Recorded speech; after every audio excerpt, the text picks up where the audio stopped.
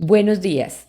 Hoy hablaremos de profesionalismo y autorregulación, la rendición de cuentas entre pares como estrategia para fortalecer el contrato social con la profesión médica. El concepto de autonomía médica tiene una lógica dentro del sistema de salud. Existe un contexto y unas necesidades de gestión para que ésta funcione de la mejor forma en procura del bienestar del paciente y la sostenibilidad del sistema.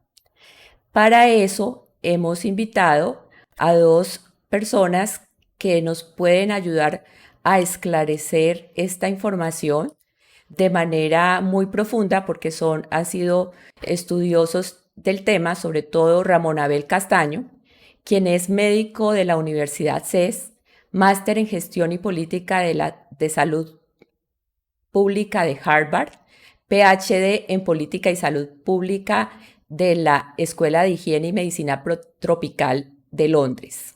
Ha desarrollado innumerables investigaciones sobre el tema de equidad y financiamiento del sistema de salud, autonomía de hospitales públicos y en centros de excelencia. Es miembro de la Academia Nacional de Medicina de Colombia. También nos acompaña Luis Fernando Caicedo.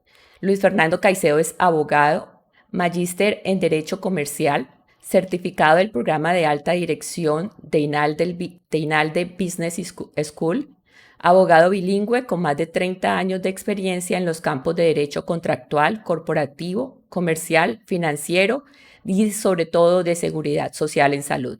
Experto en temas de gobierno corporativo y métodos de solución de conflictos. Bienvenidos entonces, le doy la palabra a Ramón Abel, quien nos hará una presentación de contextualización antes de iniciar la discusión. Muchas gracias, Dani, y gracias por la invitación a este espacio de reflexión tan necesario y tan urgente sobre la autonomía médica, el profesionalismo y la autorregulación. A Luis Fernando también un saludo, un gusto y un honor compartir este espacio con una persona que ha dedicado parte de su tiempo recientemente y con base en toda su experiencia previa a analizar este problema y que seguramente nos va a ayudar a aterrizarlo desde el punto de vista de las implicaciones legales y jurídicas de estos conceptos. El trabajo que yo les voy a compartir hoy es el producto de muchos años de reflexión sobre la ética médica, sobre la ética de las políticas públicas, y desde estas dos perspectivas, la del médico individual y de las políticas públicas, he llegado a través de muchas reflexiones y autocríticas y discusiones con otros pensadores y personas y analistas del sector y de la profesión, he llegado a la conclusión de que quizás el problema de fondo o el aspecto más de fondo que debemos entender muy bien y trabajar con mucho ahínco es el tema de la autonomía médica. Vamos a entenderlo por qué. En primer lugar, en la literatura en general de la economía, aparece el concepto de la función de agencia, es decir, cuando hay asimetría de información entre el que quiere tomar una decisión de compra o de alguna decisión de cómo invertir su tiempo, su dinero, esta persona pues busca a alguien para que le ayude a tomar esa decisión o para que la tome a su nombre, ¿sí? Entonces, ese agente que es quien toma la decisión a nombre de la persona es el que ejerce la función de agencia. La persona que tiene que tomar la decisión, por su parte, que no tiene la información completa y que por eso llama a la gente para que le ayude, es el que llamamos el principal, ¿sí? Entonces, en nuestro caso de la agencia médica, el principal es el paciente y el agente es el médico, ¿sí? Esa función de agencia médica está sustentada con clarísima evidencia en la asimetría de información y en la incertidumbre. La simetría de información, ¿por qué? Porque pues, la información médica sobre la enfermedad, sobre los tratamientos, sobre cómo diagnosticar, sobre el pronóstico, etcétera, es una información sumamente compleja, llena de detalles y de variaciones y de excepciones que los pacientes, en la inmensa mayoría de las veces, difícilmente logran entender o logran comprender en su integridad. Y la incertidumbre es el otro elemento que hace aún más compleja esta asimetría de información. ¿Por qué? Porque la evidencia científica en medicina, salvo algunas excepciones, rara vez es precisa y exacta. ¿Sí? Incluso la medicina de precisión, que nos ha abierto una expectativa de que vamos por fin a tener medicina exacta y un algoritmo que yo puedo consultar en Internet, la medicina de precisión no ha hecho realidad ese sueño y quizás lo que ha generado es mucha más información de la genómica, de la proteómica, de la transcriptómica, de todo lo que tenemos desde que se descifró el genoma humano a principios del milenio, que nos ha simplemente aumentado todavía más la información. Entonces, ¿cuál asimetría de información? La incertidumbre que supuestamente iba a reducir esa información nueva, lo que ha hecho es incrementarse porque hay muchas más variables, muchos más elementos de contexto, ya ni siquiera del genoma, sino de la exposómica y de las variables de contexto y de las variables individuales de comportamiento.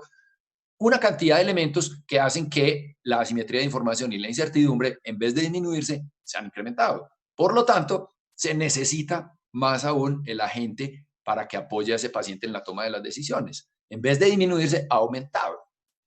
Ahora, un médico, cuando toma decisiones por un paciente, o sea, el agente tomando decisiones por su principal, puede ejercer su función de agencia de una manera perfecta, ¿sí? Es decir, buscando única y exclusivamente maximizar el objetivo del principal. ¿Cuál es el objetivo del principal? Recuperar y mantener la salud, tener una calidad de vida aceptable de acuerdo a lo que él espera, y pues básicamente en eso se resume lo que el paciente esperaría, pero como no tiene la información para tomar esas decisiones, entonces busca al médico para que decida por él. Entonces asumimos que si todo médico es un agente perfecto, entonces la función de agencia médica funciona perfectamente. Sin embargo, ese no siempre es el caso, porque así la inmensa mayoría de los médicos fueran agentes perfectos, una minoría de ellos, algunos o muchos, no lo sabemos, posiblemente no estén funcionando como agentes perfectos, es decir, estén buscando otros intereses diferentes a los del bienestar del paciente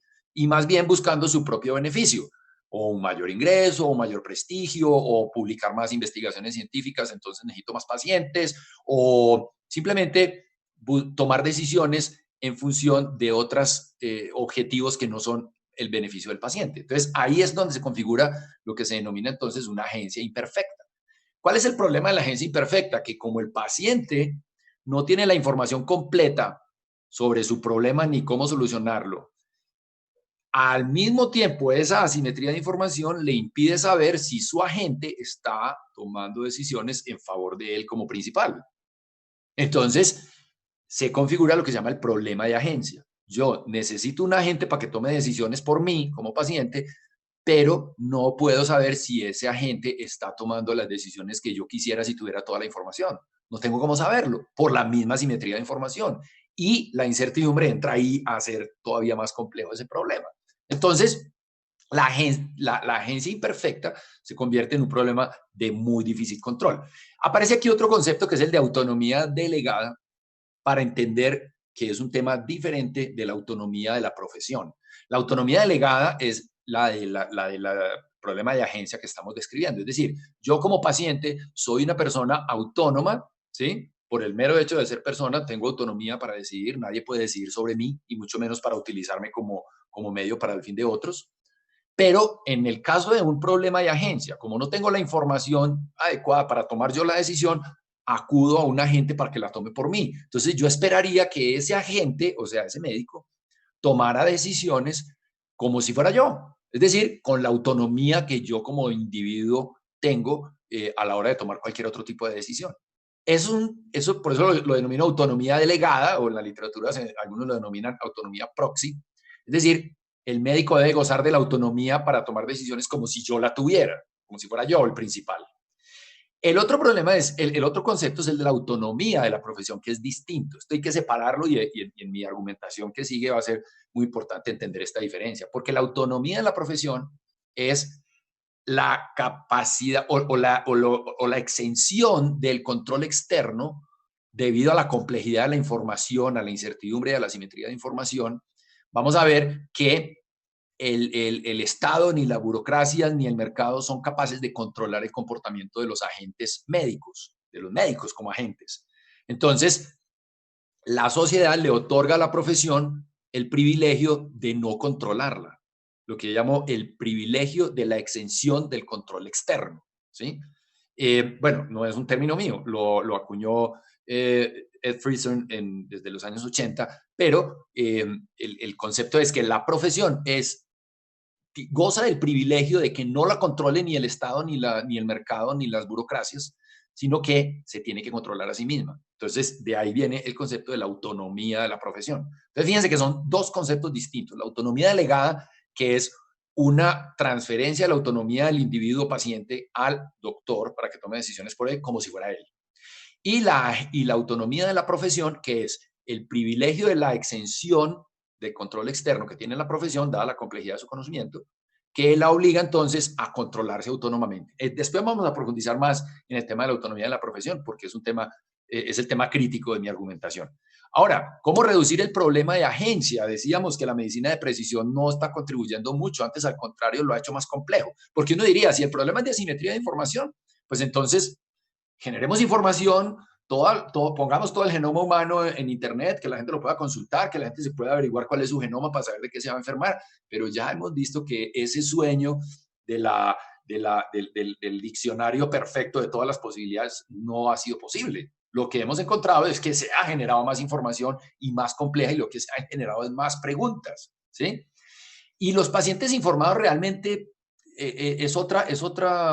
otra ilusión, a mi modo de ver, porque todos lo sabemos muy bien. El coloquial ejemplo del doctor Google quizás ha generado más problemas que soluciones. Es muy importante que los pacientes estén informados y hay muchísima información disponible en Internet a la distancia de un clic, pero como el paciente sigue teniendo el problema de asimetría de información, o sea, no tiene suficiente información, no tiene cómo saber si la información del doctor Google es correcta o no, o está sesgada, o es malintencionada. Él no tiene cómo filtrar lo bueno de lo malo. Entonces, cuando el paciente llega donde su médico con la recolección de lo que investigó en Google, a decirle, doctor, ordéneme este medicamento o hágame esta prueba diagnóstica porque aquí dice que tal y tal, pues el doctor se aterroriza porque qué parte de esa información es espúrea o malintencionado, que simplemente va a crear más confusión o no basada en evidencia.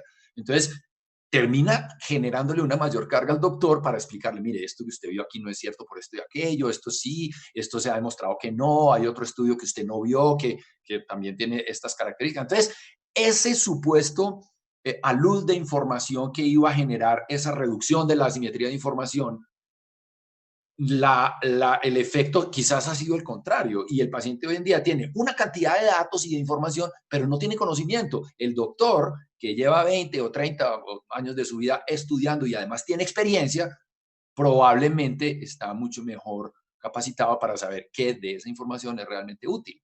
Entonces, creo que la medicina de precisión y la democratización de la información no están contribuyendo a reducir la asimetría de información, simplemente la están redefiniendo. Y lo mismo la incertidumbre, se está redefiniendo. Pero la agencia médica sigue vigente y tan necesaria como antes. Ahora, si no se puede reducir el problema de asimetría de información y de incertidumbre, entonces es claro que el médico sigue siendo un determinante fundamental del desempeño de los sistemas de salud, tanto en calidad como en costos.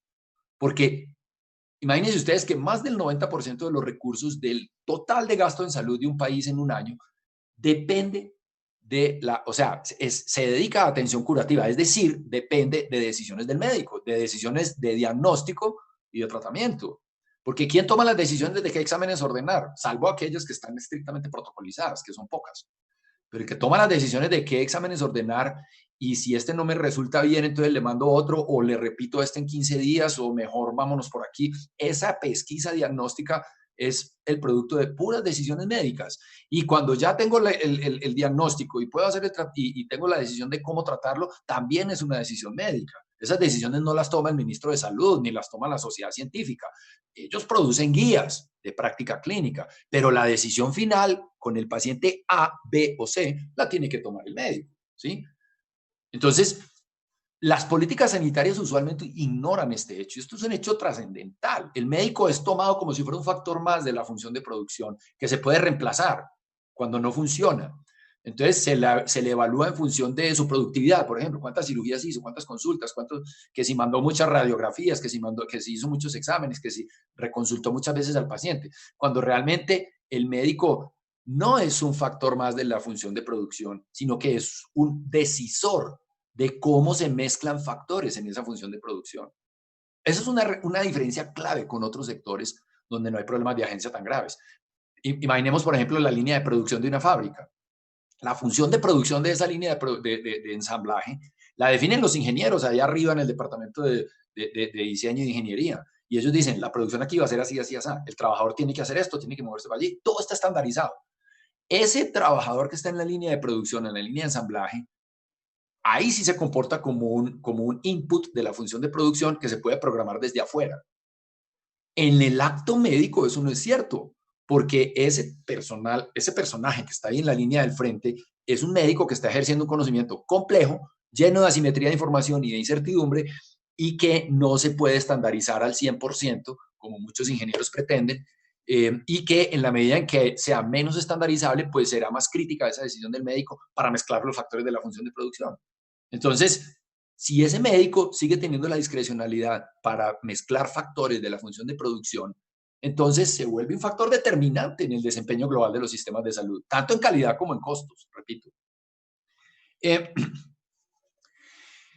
Ahora, ¿por qué el tema de asimetría de información e incertidumbre está en la base, en el fondo de la naturaleza y de la esencia de las profesiones? Por varias razones. Primero, porque la libertad de elección y las leyes del mercado no funcionan cuando hay grandes asimetrías de información y cuando hay grandes incertidumbres.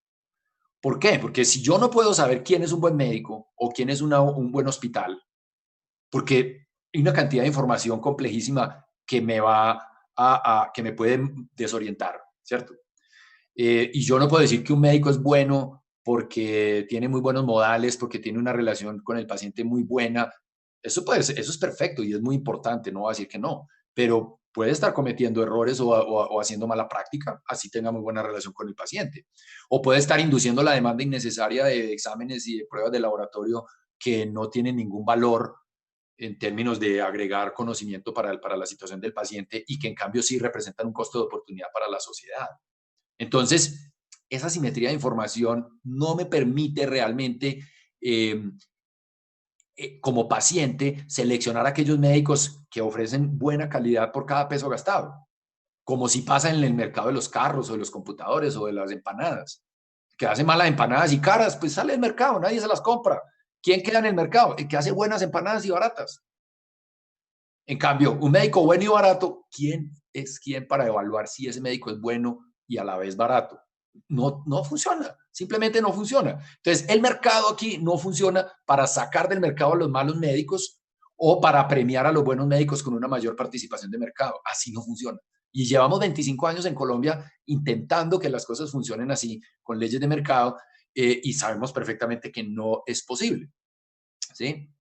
Entonces, si el mercado no funciona, ¿cuál es la solución? Que el Estado regule. ¿Sí? El Estado entra a regular donde hay fallas de mercado. Y una de las razones para que haya fallas de mercado es la asimetría de información. Entonces el Estado entra y regula. Pero ¿será que sí lo resuelve? El Estado puede regular ciertas cosas. Uno, por ejemplo, los requisitos de entrada y de permanencia de los médicos. Tiene que estar graduado en una universidad, en un programa certificado por el Ministerio de Educación. En fin, tiene que cumplir estos y estos requisitos. Si usted va a ejercer una especialidad, tiene que cumplir estos requisitos. Listo, son requisitos de entrada, eso está muy bien, lo puede regular un Estado. Pero los de permanencia, bueno, también, si es sancionado por un comité, por un tribunal de ética médica, si es sancionado penalmente, entonces sí, eso tiene unas consecuencias que sacan a ese médico de la práctica.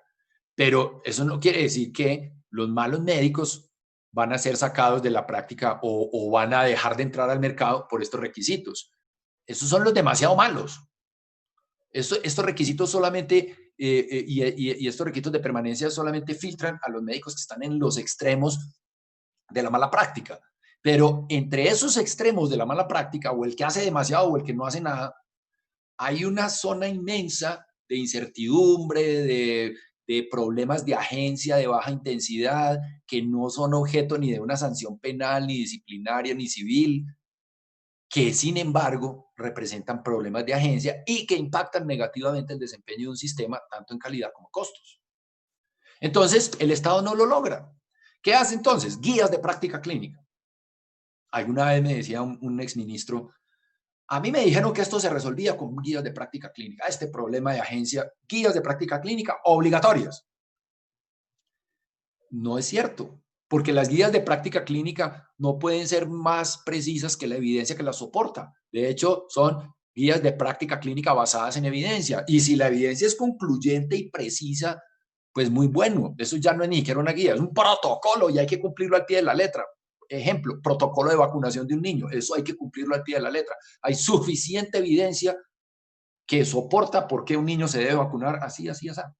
Está tan protocolizado que ni siquiera lo tiene que hacer un infectólogo, lo hace un promotor de salud.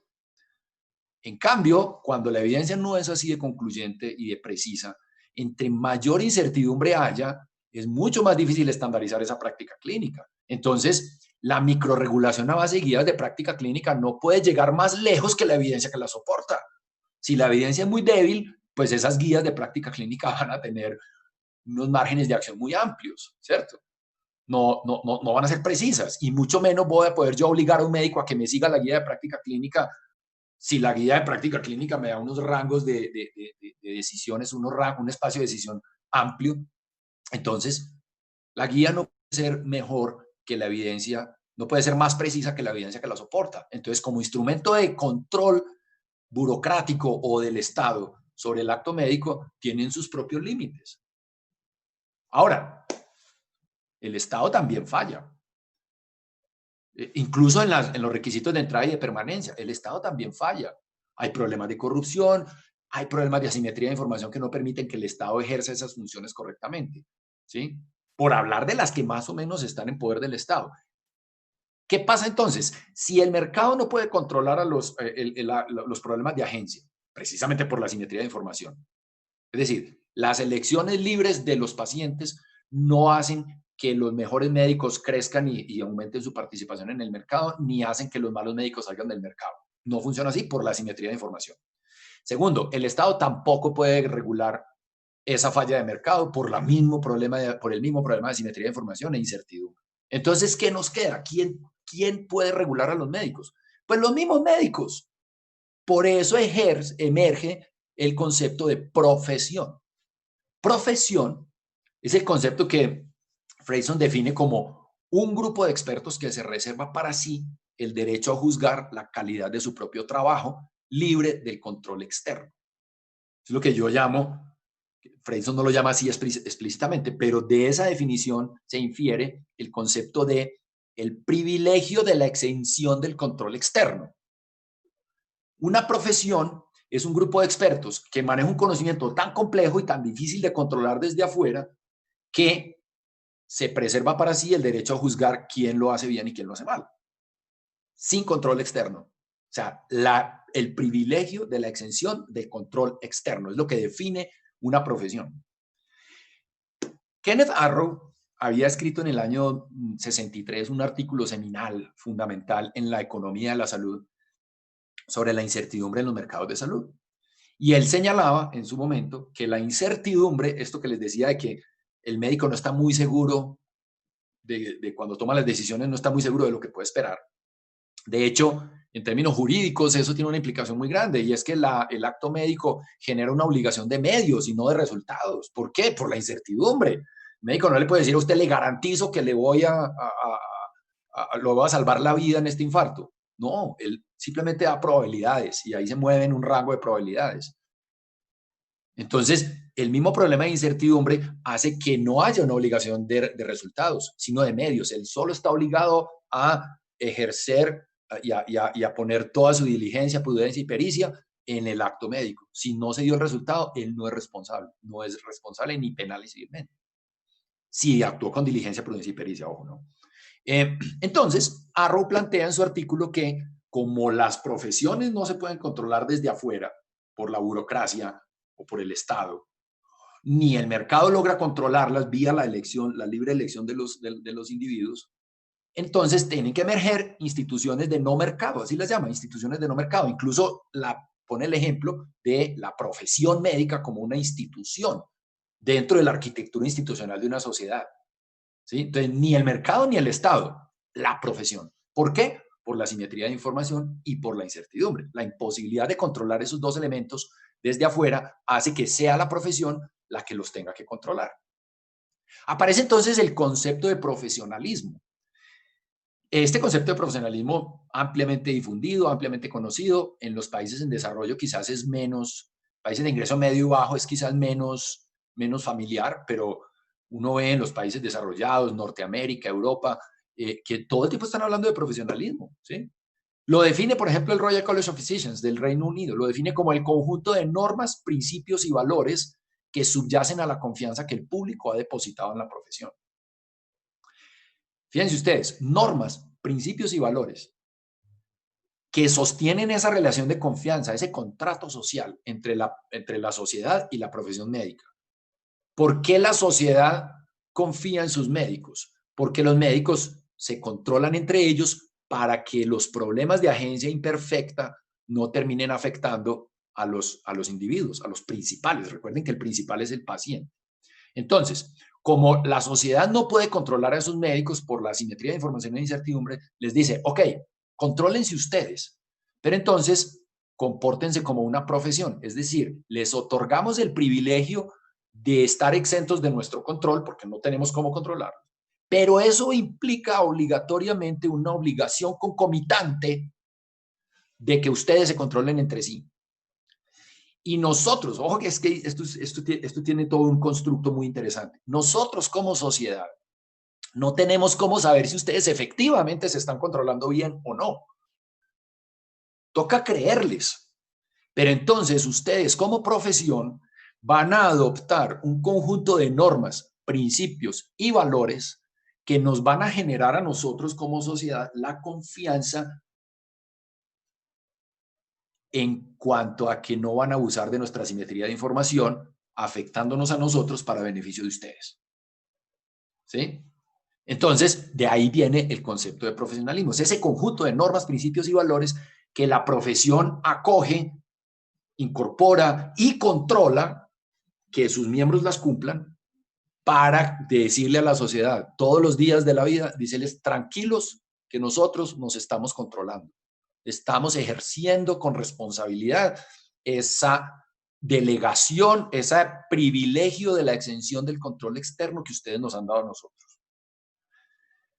Entonces, uno ve que la Sociedad Médica Británica está todo el tiempo reforzando estos mensajes, reforzando esta confianza de cara a la audiencia, del público en general, e internamente al interior de la profesión están reforzando permanentemente estos principios, valores y normas, observando cuidadosamente y vigilando cuidadosamente el comportamiento de sus miembros para que actúen con sujeción a esas normas, principios y valores, porque de eso depende críticamente la confianza de la sociedad en la profesión. Hay otro trabajo seminal importantísimo de Wendy Levinson y colegas, ellos son canadienses, que es como el manual del profesionalismo, ¿sí? De hecho, se llama así, profesionalismo médico. Y ellos lo definen como un conjunto de comportamientos que pueden ser observados y monitoreados por los mismos profesionales. Ojo pues, aquí empieza a aparecer el concepto de autocontrol y autorregulación, no autonomía del médico individual para ejercer como le dé la gana, sino autonomía de la profesión, es decir, el privilegio del control externo, de la exención del control externo, que lleva concomitantemente la obligación de controlar los comportamientos de los miembros. Y así lo definen claramente. Comportamientos que pueden ser observados y monitoreados.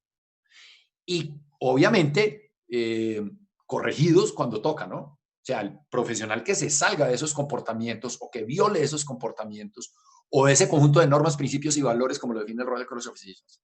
El profesional que viole esos comportamientos es llamado al orden por sus mismos colegas. Obvio, siempre y cuando esa violación de comportamiento no excedan ya los límites de lo legal, ¿cierto? Cuando ya hay dolo, o cuando hay impericia, imprudencia ¿cómo es? imprudencia, impericia y negligencia, ahí sí ya entra la jurisdicción penal o disciplinaria, o, perdón, penal o civil, y obviamente internamente la profesión ejerce las acciones disciplinarias.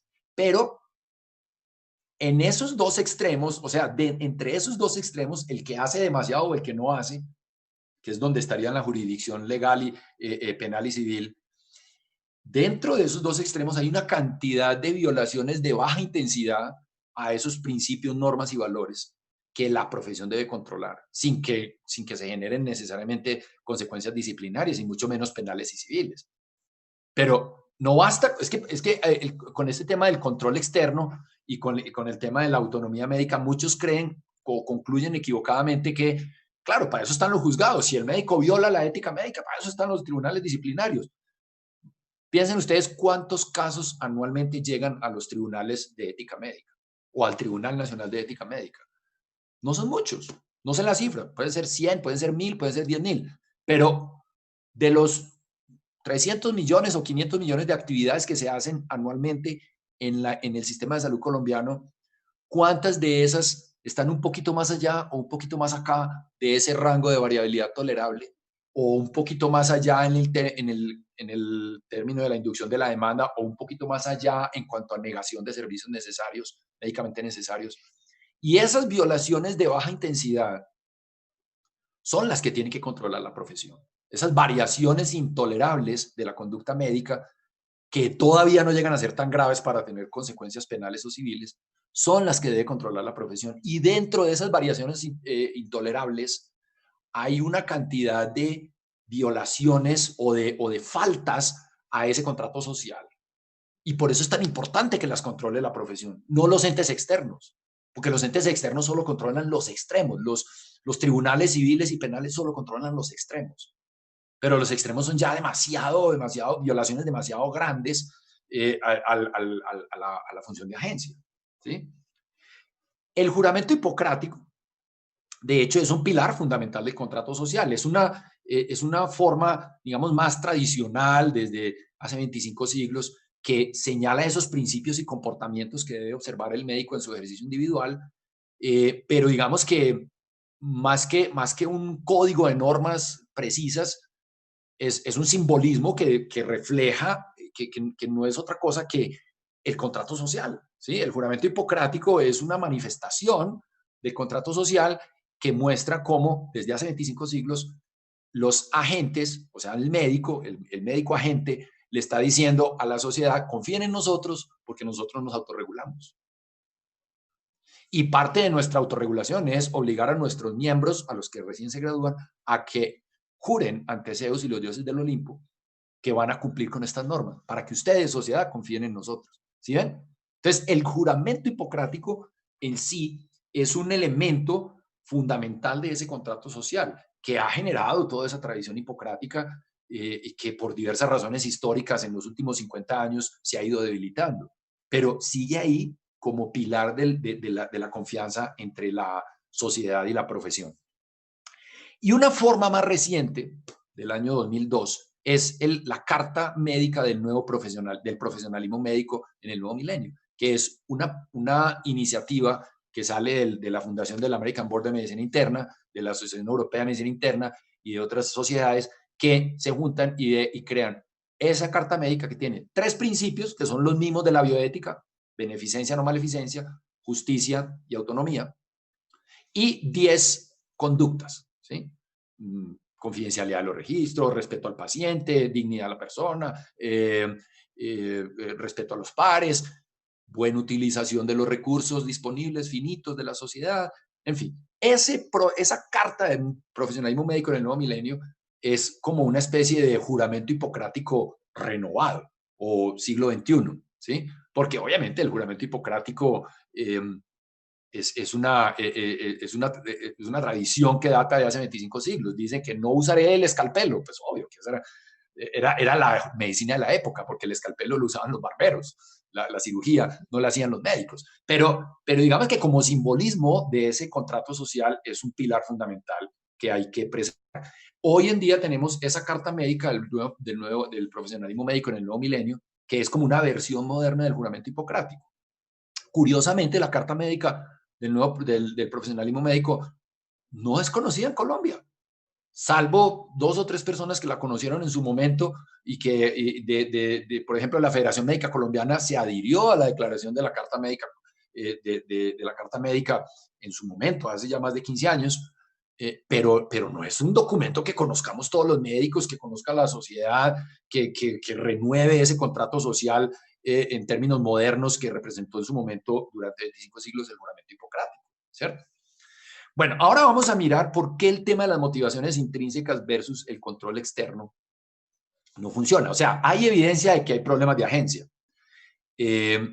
No solo desde el punto de vista legal y disciplinario, porque muy poquito lo que llega a esos extremos, pero, por ejemplo, cuando la evidencia que hay en el mundo sobre cómo influyen los mecanismos de pago sobre la conducta médica. Si le pagan pago por servicio, lo que denomina la gente pago por evento.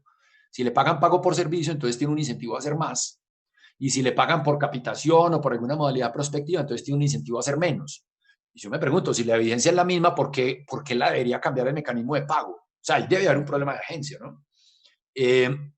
Hay muchas evidencias de agencia imperfecta, por ejemplo, con la entrada de los seguros. Hay una experiencia muy interesante de China, de cómo en la China, cuando entran los seguros de salud, en principios de este siglo, empieza a dispararse la oferta de servicios de salud y particularmente los de alta complejidad y la capacidad de inducción de la demanda de los médicos se llega a unos extremos impresionantes hasta el punto que paradójicamente el aseguramiento terminó siendo un factor de riesgo financiero, oígase bien, de riesgo financiero. Es decir, era tal el grado de inducción de la demanda que la parte de los copagos que tenía que pagar el hogar cuando alguien se enfermaba terminaba siendo más que lo que gastaban antes de que entraran los seguros. Ahí está la referencia de Baxter y Lindelof, que es impresionante y muestra un efecto en un plazo muy corto. ¿Sí? La evidencia de los hospitales públicos con las cuotas de recuperación y con los user fees famosos que se cobraron durante los 90, que generaron mucha resistencia.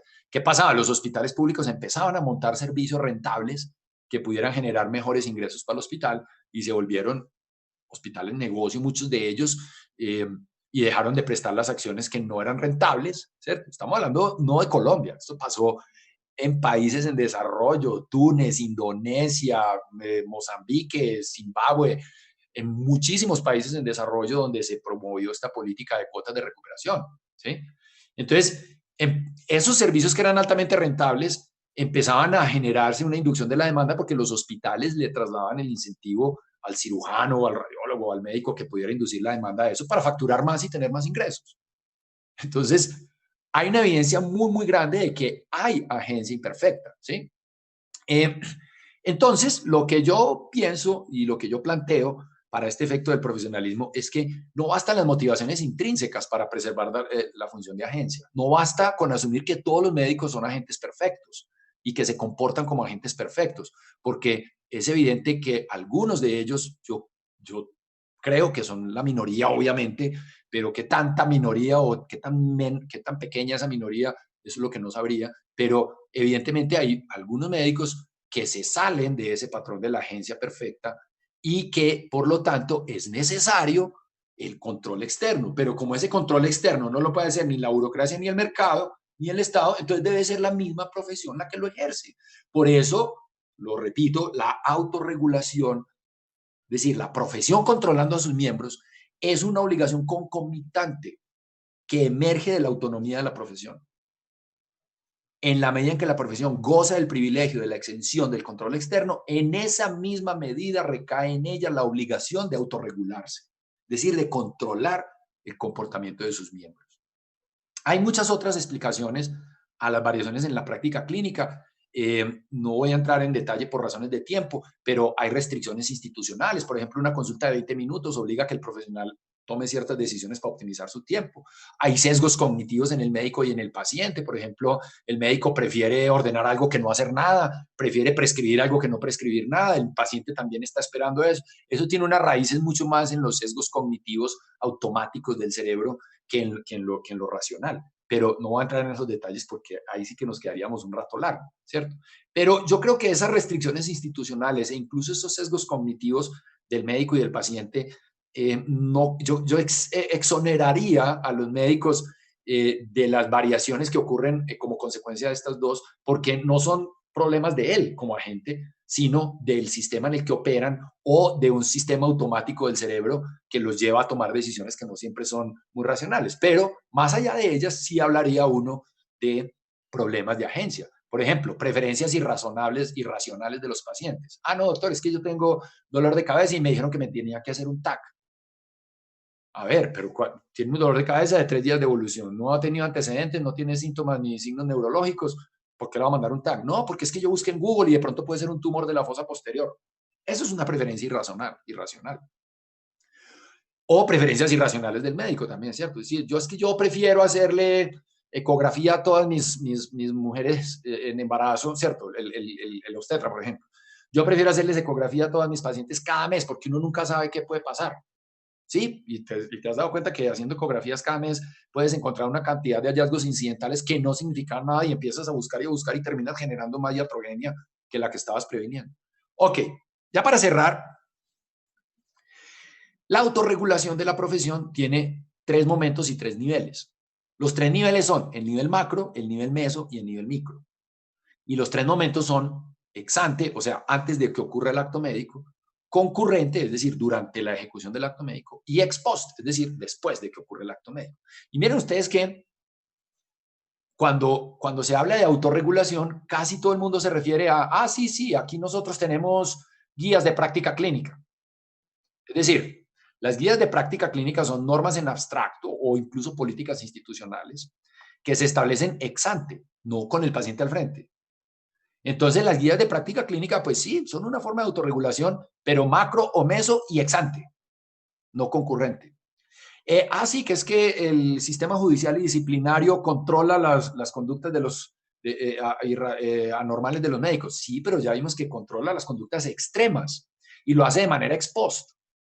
Entonces, nadie deja de ordenar un TAC para una resonancia, un TAC, perdón, para una cefalea por el hecho de que lo vayan a demandar en algún momento o porque lo vayan a llevar a un tribunal disciplinario. Eso no pasa. Ni por el hecho de que esté o no esté en una guía de práctica clínica. Eso no pasa. La guía dice que no, pero el médico lo ordena. ¿Por qué? Entonces, se requiere una cantidad de acciones en el micronivel, es decir, a nivel de la práctica individual del médico. Y no solo ex ante como protocolos o ex post, no solo ex ante como protocolos, sino concurrente y ex post. Es decir, concurrente, ahí está la historia clínica electrónica, están los sistemas de soporte a decisiones clínicas y esta que es supremamente importante, la rendición de cuentas entre pares. Y ex post, es decir, la rendición de cuentas entre pares que se ejecuta cuando los médicos se juntan entre ellos y se revisan sus patrones de utilización. Entre ellos, ¿sí? Fíjense ustedes, la auditoría médica ex post o incluso la concurrente, que no se hace por pares, que genera tanta resistencia que a veces se reduce a la verificación de una guía de práctica clínica, cuando hay muchas razones para salirse de esa guía por razones específicas del paciente o del contexto o de la disponibilidad de recursos, pues esa auditoría médica no se constituye como una autorregulación concurrente ni ex post. Es una regulación externa, porque la auditoría responde al interés de un control burocrático, sea de la EPS o sea del Estado, ¿cierto? Pero incluso en las instituciones que tienen auditoría interna, de pronto esa auditoría tiende a ser mucho más, debería ser mucho más de control de pares, ¿sí? Y de verificación de las conductas y de las variaciones, ¿sí? Pero no tanto de apego a un protocolo o a la adherencia a una guía de práctica clínica, porque ahí se desnaturaliza, pierde la esencia del hecho de que, o sea, ignora el hecho de que el acto médico está rodeado de incertidumbre. Y entre más imprecisa la evidencia, entre más débil la evidencia, pues mayor será esa incertidumbre y menos precisa puede ser la guía de práctica clínica, ¿sí? Entonces, aquí tenemos un problema que se origina cuando el contrato social no funciona. Cuando hay problemas de agencia imperfecta, ¿cómo puede la sociedad entonces obligar a que la profesión médica cumpla con su parte de contrato social? Muy difícil. La sociedad no lo logra. Entonces, ¿qué pasa? Como no lo logra, se empieza a debilitar el contrato social y se generan consecuencias funestas para la profesión. Uno, la pérdida de confianza de la sociedad en la profesión. Hoy en Colombia tenemos un problema muy grave de pérdida de confianza. Todos estos fenómenos de estigma, discriminación y agresiones contra los médicos son manifestaciones de la debilidad de ese contrato social. El intento de la burocracia, segundo, el intento de la burocracia y del Estado por controlar la profesión y los profesionales. Parte de la razón por la que ingresan las EPS o las HMOs en Estados Unidos en los años 70 o los Clinical Commissioning Groups en Inglaterra es para controlar esos problemas de agencia mediante una estructura burocrática, quizás un poco menos la de los ingleses, menos burocrática y más cercana a la naturaleza de la práctica médica, pero siguen siendo controles externos. Doctores, entonces como ustedes son muy desjuiciados y ordenan, cada cual hace lo que le da la gana, entonces los vamos a regular. Pero ya vimos por qué es tan difícil esa regulación externa. Hay problemas de asimetría de información y problemas de incertidumbre. Entonces ese intento de la burocracia por controlar la profesión lo único que logra es crear más tensiones que debilitan más el contrato social, porque la profesión, incapaz de controlar el comportamiento de sus miembros, se limita a resistirse a los controles externos. No hace la parte que le corresponde, que es el control de sus miembros. Entonces dice, fuera las EPS, que se acaben las EPS porque violan la autonomía profesional. Ok, ¿y qué está haciendo la profesión para controlar los problemas de agencia?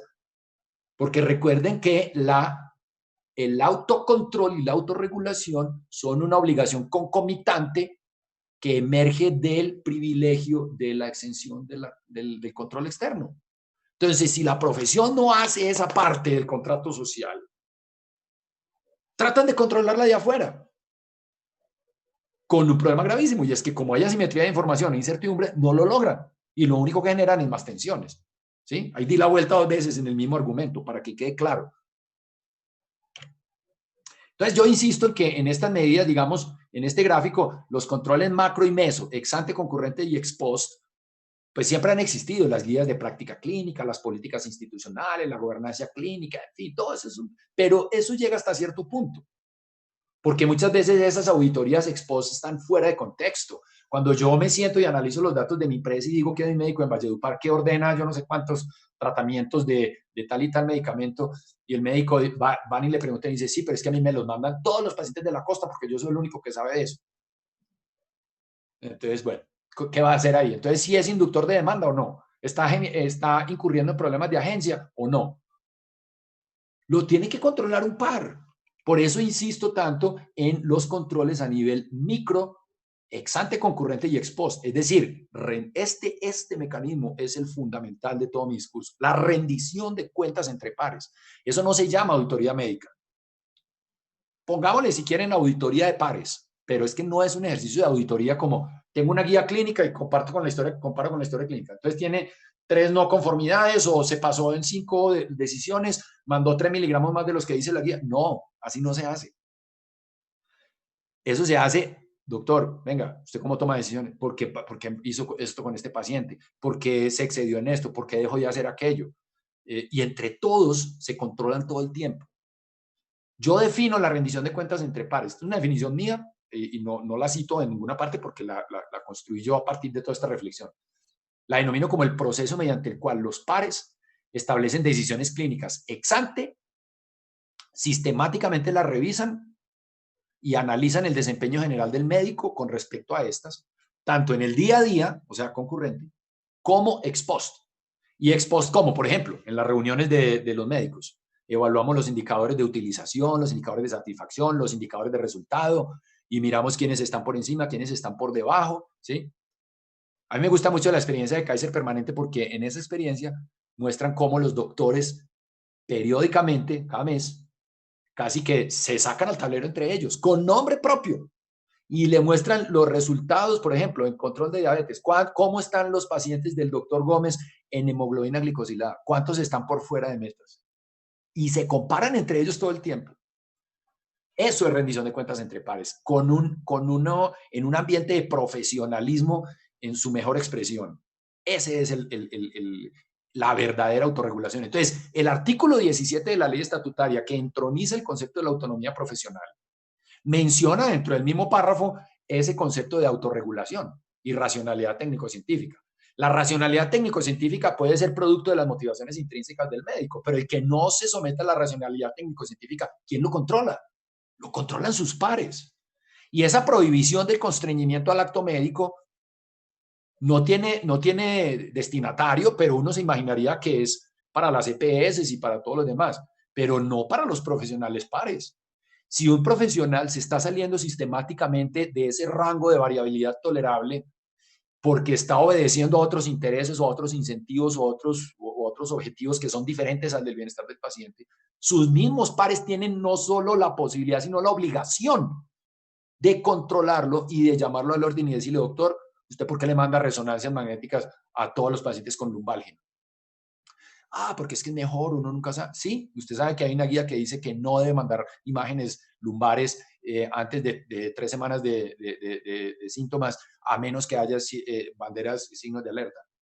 Ah, sí, pero es que los pacientes a veces le piden, no, no, señor, eso no es profesional, eso no es una función de agencia perfecta. Usted está respondiendo a preferencias irracionales de los pacientes.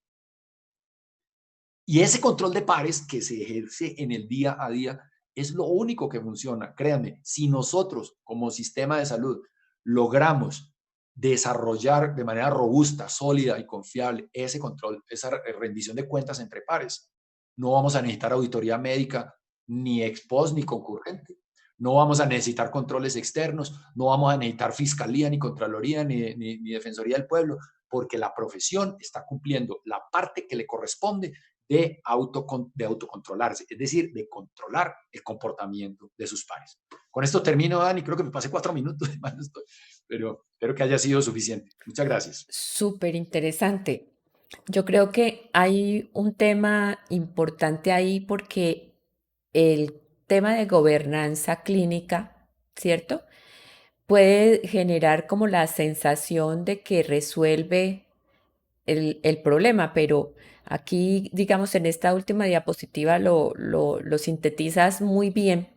La gobernanza clínica entonces es una estrategia de proceso que queda como en la mitad del, del- de la situación, pero por encima de eso está entonces el tema de la rendición de cuentas entre pares para que la profesión cumpla con su objetivo y cumpla con su deber del contrato social. Es lo que entiendo. Sí, exactamente. Ahora, depende del alcance que le den a la gobernanza clínica, porque si la gobernanza Ujú. clínica es que los pares se reúnen y dan unas directrices y ya, y nadie revisa la adherencia y nadie verifica la adherencia a esas directrices, o nadie toma acciones correctivas cuando uno de sus pares se sale de esas recomendaciones y no hay un sistema de monitoreo ni nivel micro de rendición de cuentas entre pares, pues la gobernanza clínica tiene un alcance muy limitado, ¿cierto? Por Y supuesto. simplemente, pues para darle gusto a la habilitación, sí, aquí hay guías de práctica clínica y aquí hay, y la EPS dice, ah, sí, allá tienen comité de pares y listo, pero no pasa nada, ¿sí? De acuerdo. Bueno, entonces, si ustedes prefieren, empezamos con las preguntas o Luis Fernando, ¿quieres adicionar algo antes de que empecemos las preguntas? No, podemos empezar con las preguntas. Bueno, listo. Entonces, pues la primera pregunta es, y digamos que muchas de estas cosas ya Ramón las tocó en su conferencia, pero desde el punto de vista de el panorama actual en Colombia, ¿cómo ven toda esta situación de la autonomía médica y la forma como la gestionamos? Esa pregunta es para los dos, ¿cierto? Sí, para los dos, y Ah, tener en listo. cuenta los dos puntos de vista, que es muy especial, digamos, esta reunión, porque tenemos la vista, pues, también desde el punto de vista jurídico, ¿no? Sí, Luis, pero si quieres empiezas, si quieres Bueno, empiezas. sí, es un tema clave para el tema de la sostenibilidad del sistema, que cada vez vemos más los problemas de finitud de sus recursos.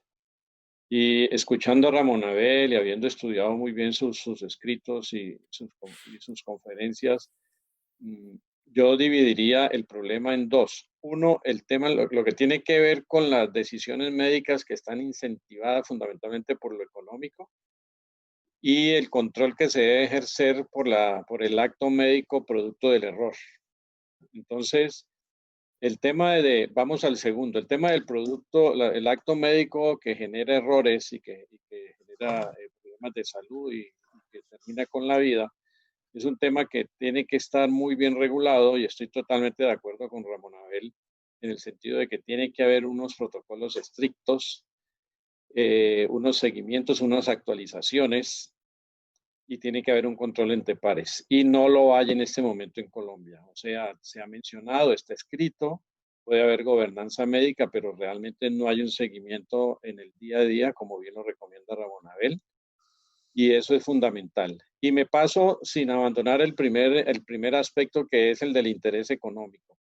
No cabe ninguna duda que el ejercicio de la profesión médica se ha vuelto un buen negocio y está claro que es más negocio para el profesional de la salud que para las mismas aseguradoras, sin desconocer que hay aseguradores que hacen rentable el aseguramiento.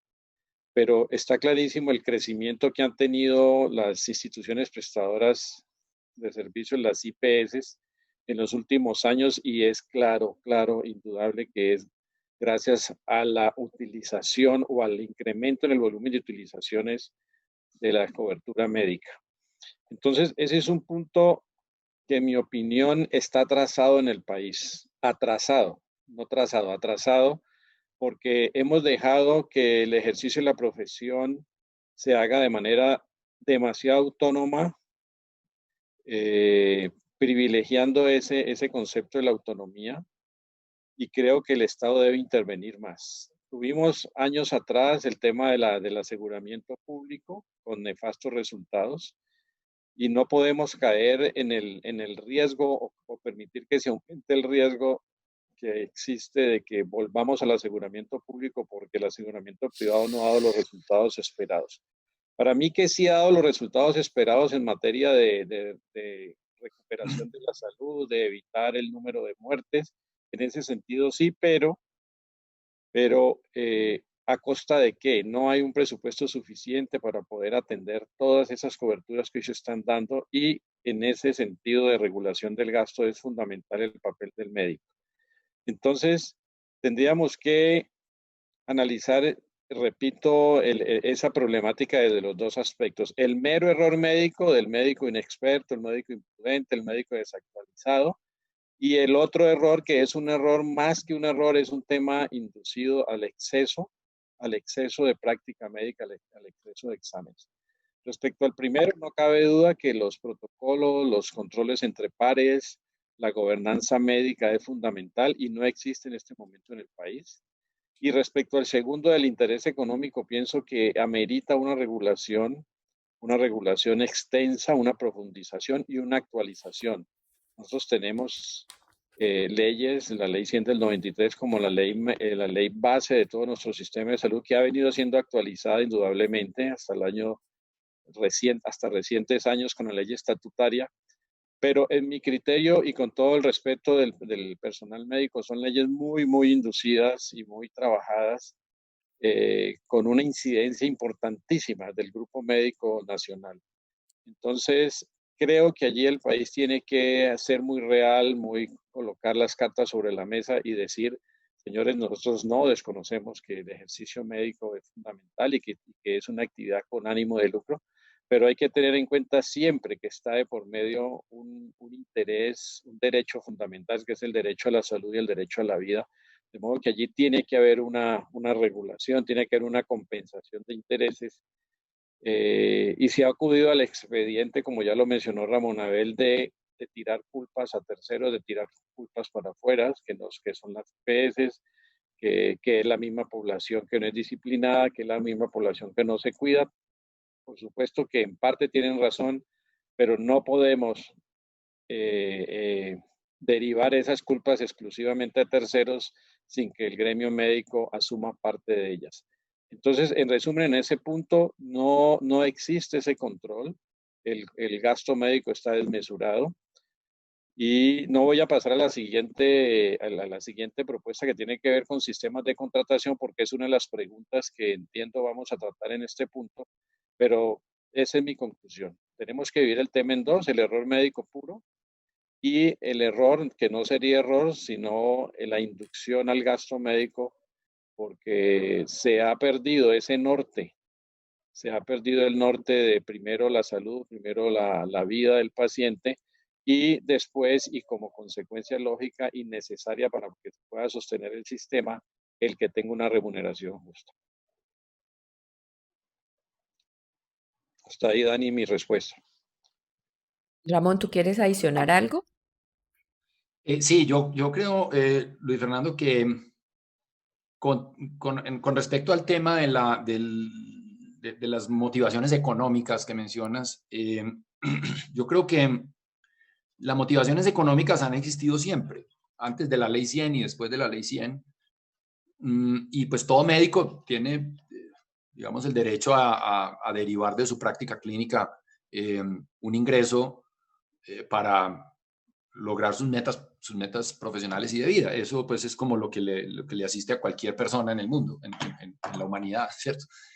Pero lo importante es que lo haga con sujeción a unos principios, valores y normas de la profesión que preserven ese contrato social. Es decir, que un médico se enriquezca haciendo histerectomías que no eran necesarias, pues no tendría ninguna justificación.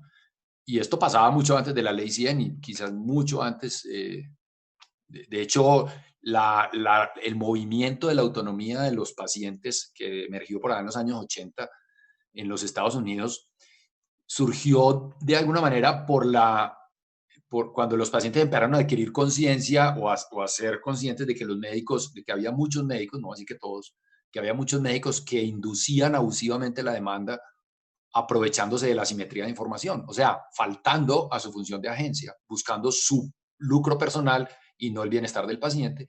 Y este ejemplo de las histerectomías era bastante clásico, o el de las amigalectomías, por ejemplo. Entonces, ese tema de motivación financiera siempre ha existido. Lo que uno ve con la entrada de la ley 100 y sobre todo de las EPS más que todo, es que entra un asegurador que obtiene lucro controlando esas decisiones. Porque es que aseguradores antes de la ley 100 también había, las prepagadas, las pólizas, los seguros internacionales también existían antes de la ley 100, solo que eran seguros de reembolso y simplemente pagaban fee for service, pago por evento. Entonces, simplemente si el paciente utilizaba mucho, pues al año siguiente le salía más cara su prima. Y entonces ese seguro, que era un tercero, digamos que estaba alineado con aquellos médicos que faltando a su función de agencia querían inducir la demanda. El seguro no le importaba, pagaba y pagaba y pagaba y al año siguiente le subía la prima al paciente.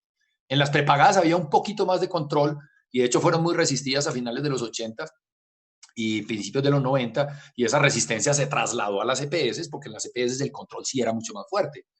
Pero realmente las motivaciones económicas siempre han estado ahí como mezcladas y es muy difícil entender hasta qué punto las motivaciones económicas son realmente el factor que jalona los problemas de agencia o no, ¿cierto? Sobre todo cuando no son muy evidentes, ¿sí? El médico que opera, que toda paciente con sangradito leve la lleva a histerectomía, pues ese sale muy fácil y tarde o temprano termina cometiendo un error médico y operando la que no debía y se le complicó y se le murió, ese médico lo llevan a un juicio y facilito se lo ganan y se mete en un problema de responsabilidad civil que no es tan difícil pues de resolver. El problema es la gran cantidad de violaciones de baja intensidad, ¿cierto? Cuando, digamos, yo no le hago histerectomía a todas las pacientes que se me atraviesen para poder pagar la inversión que estoy haciendo, pero sí a 2 o 3 de vez en cuando, ¿cierto? Esas pequeñas violaciones o esas pequeñas extralimitaciones a esa variabilidad tolerable son las que debe controlar la profesión. Entonces, para señalar que las motivaciones económicas siempre han estado allí y que los controles externos lo único que hacen es generar unas reacciones de esos médicos que están dispuestos a violar esas normas por cualquier vía, simplemente le empiezan a hacer el quite. Como decía alguna vez algún colega, cuando le decía yo, preguntándole sobre la viabilidad o la relevancia de las guías de práctica clínica de X condición médica que sacó el ministerio, me decía, ¿tú sí crees que esas guías de práctica clínica moderen las variaciones en la práctica médica? Y él me lo decía con cierta sorna, me decía, esto está lleno de burladeros técnicos. Uno puede muy fácil hacerle quite a esas regulaciones. Por eso se requiere un control externo de la misma profesión, me decía ese colega. O sea, ese era, digámoslo así, de los que creían en la autorregulación y en el control entre pares. Entonces, como hay tantos burladeros técnicos, los que no son pares no logran captarlos. Por decir algo, si el médico escribe en la historia clínica una justificación basada en un supuesto interrogatorio del paciente y en un supuesto examen físico, ¿qué puede hacer un auditor más allá de leer lo que está ahí? ¿Sí? Entonces, el que está dispuesto a violar las normas y a ser un agente imperfecto y a incurrir en esos problemas de agencia, se los brinca como sea. Si no tiene un control de pares, el control de pares para mí es la forma más efectiva. El tema del error médico, Luis Fernando, creo que, pues, digamos que actuar con imprudencia, con impericia o con negligencia, también hay violaciones, o sea, hechos de imprudencia, impericia o negligencia que no son tan flagrantes como para para llevarlos a un juicio penal o civil. Pero todo el tiempo puede haber variaciones en esas conductas que conducen a errores médicos que no salen, o sea, no llegan a un juicio, pero se constituyen en problemas de agencia. Son los mismos miembros de la profesión los que los deben controlar, con control entre pares. O sea, para mí el control entre pares responde a los dos, a las motivaciones económicas y a las no económicas que llevan a error médico. Yo quería terminar el comentario diciendo, cuando planteas que hay demasiada autonomía y que se debería regular más, precisamente parte del argumento que yo he planteado es que los problemas de agencia, cuando la profesión falla en su obligación concomitante de autorregularse y solamente ejerce la función de alejar las regulaciones externas, pues se sigue creando ese mismo problema que lleva a que el Estado trate de regular. Pero cuando el Estado trata de regular y trata de meter controles burocráticos, por el mismo problema de asimetría de información y de incertidumbre, esas regulaciones y controles burocráticos terminan siendo inefectivas y exacerbando el problema en vez de resolverlo. Por eso la mayor regulación no va a resolver nada.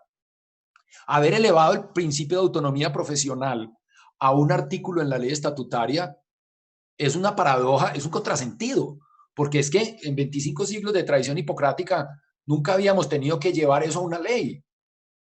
Bastaba con el contrato social, bastaba con que la sociedad confiara en sus médicos para que los médicos tuvieran autonomía profesional, pero se empezaron a materializar una serie de violaciones o de problemas de agencia que empezaron a debilitar la confianza de la sociedad en la profesión, que empezaron a generar problemas en la sostenibilidad financiera de los sistemas, por lo cual los sistemas de salud, no solo Colombia, muchos otros, empezaron a meter un tercero ahí para que controle al médico, para ver si sí tomó la decisión que era de acuerdo a ella. Y miren lo que ha pasado, porque la profesión falló en su obligación de autocontrolarse. Entonces, más leyes no lo van a resolver. No, lo que yo me refería en el primer tema del error médico es que precisamente aprovechando los grandes avances en la genómica, en todos los avances tecnológicos, me parece que si un grupo experto de médicos, de científicos, se sientan a trabajar en la actualización de las guías, de los protocolos, de lo que ya se demuestra que es efectivo y que no es efectivo, en ese sentido se podría avanzar mucho más a dejar como está hoy los fundamentos técnicos y científicos de las guías y los protocolos como se hicieron hace 15, 20, 25 años. Me parece que esos avances, sin que tengan el efecto de generar una democratización de la información médica, porque en manos del paciente no capacitado no es una información a la que se le puede dar buen manejo y que a veces es contradictoria, debería ser utilizada para mirar hasta cierto punto y sin que sea la solución absoluta en cómo se tecnifica y se actualizan todo lo que es las guías, los protocolos y que eso se suba a un nivel de reglamentación, pero totalmente de acuerdo, no es el control externo el que va a solucionar eso. A lo que yo invito es que ese control externo también se refine, se actualice con una sustentación científica, porque esa es la historia de la humanidad. En el comienzo las actividades eran totalmente desreguladas y no solo hablo de la profesión médica, y cada vez que las profesiones y el ejercicio humano se va refinando y va encontrando nuevas formas de hacer las cosas, la reglamentación va detrás de ella. De modo que yo estaría siempre y pregonando porque los encargados de establecer esa reglamentación tengan ese soporte científico y tengan en cuenta los avances de la ciencia médica, de los avances de los grandes, del tema de no la ley de los grandes números, sino lo que hablan ahora de lo que utilizan todos estos grandes buscadores, ¿cómo es que se llama, Ramón Abel? O la inteligencia La inteligencia artificial. artificial. Bueno, el N de 1, que llaman los estadísticos, el N de 1. La medicina de precisión es llevar a que las recomendaciones son para este individuo, Luis Fernando Caicedo, tantos años, sexo masculino, la recomendación es el N de 1. Pero mira, yo quiero hacer ahí una precisión, que ya entendí tu planteamiento, Luis Fernando, pero yo creo que voy a hacer un paralelo con la industria aeronáutica. En la industria aeronáutica hay un altísimo nivel de precisión y de predictibilidad. Las características que debe tener un avión, una turbina, un alerón, un tren de aterrizaje, etcétera. La forma como se pilotea un avión está estrictamente regulada y los pilotos tienen que seguir al pie de la letra ese protocolo. Entonces muchos dicen, en salud deberíamos hacer lo mismo. De hecho, hace unos 15 o 20 años se generó mucho entusiasmo el hecho del rigor y de la sujeción a los protocolos de los pilotos.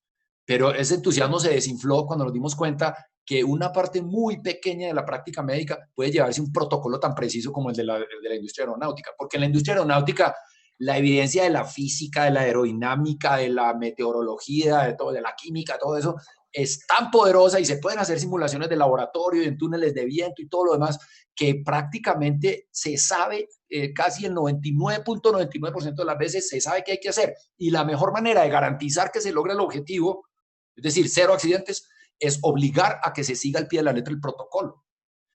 En medicina, y por eso hablaba al principio de la incertidumbre, es que la incertidumbre es un elemento supremamente crítico en el acto médico. Si la evidencia fuera así de precisa, pues claro que podemos sacar una ley. De hecho, el protocolo de vacunación nadie lo discute y se cumple al pie de la letra porque hay suficiente evidencia que dice que así se vacuna un niño y así se logra la inmunidad que necesitamos para que no se mueran de sarampión y de paperas o de rubéola.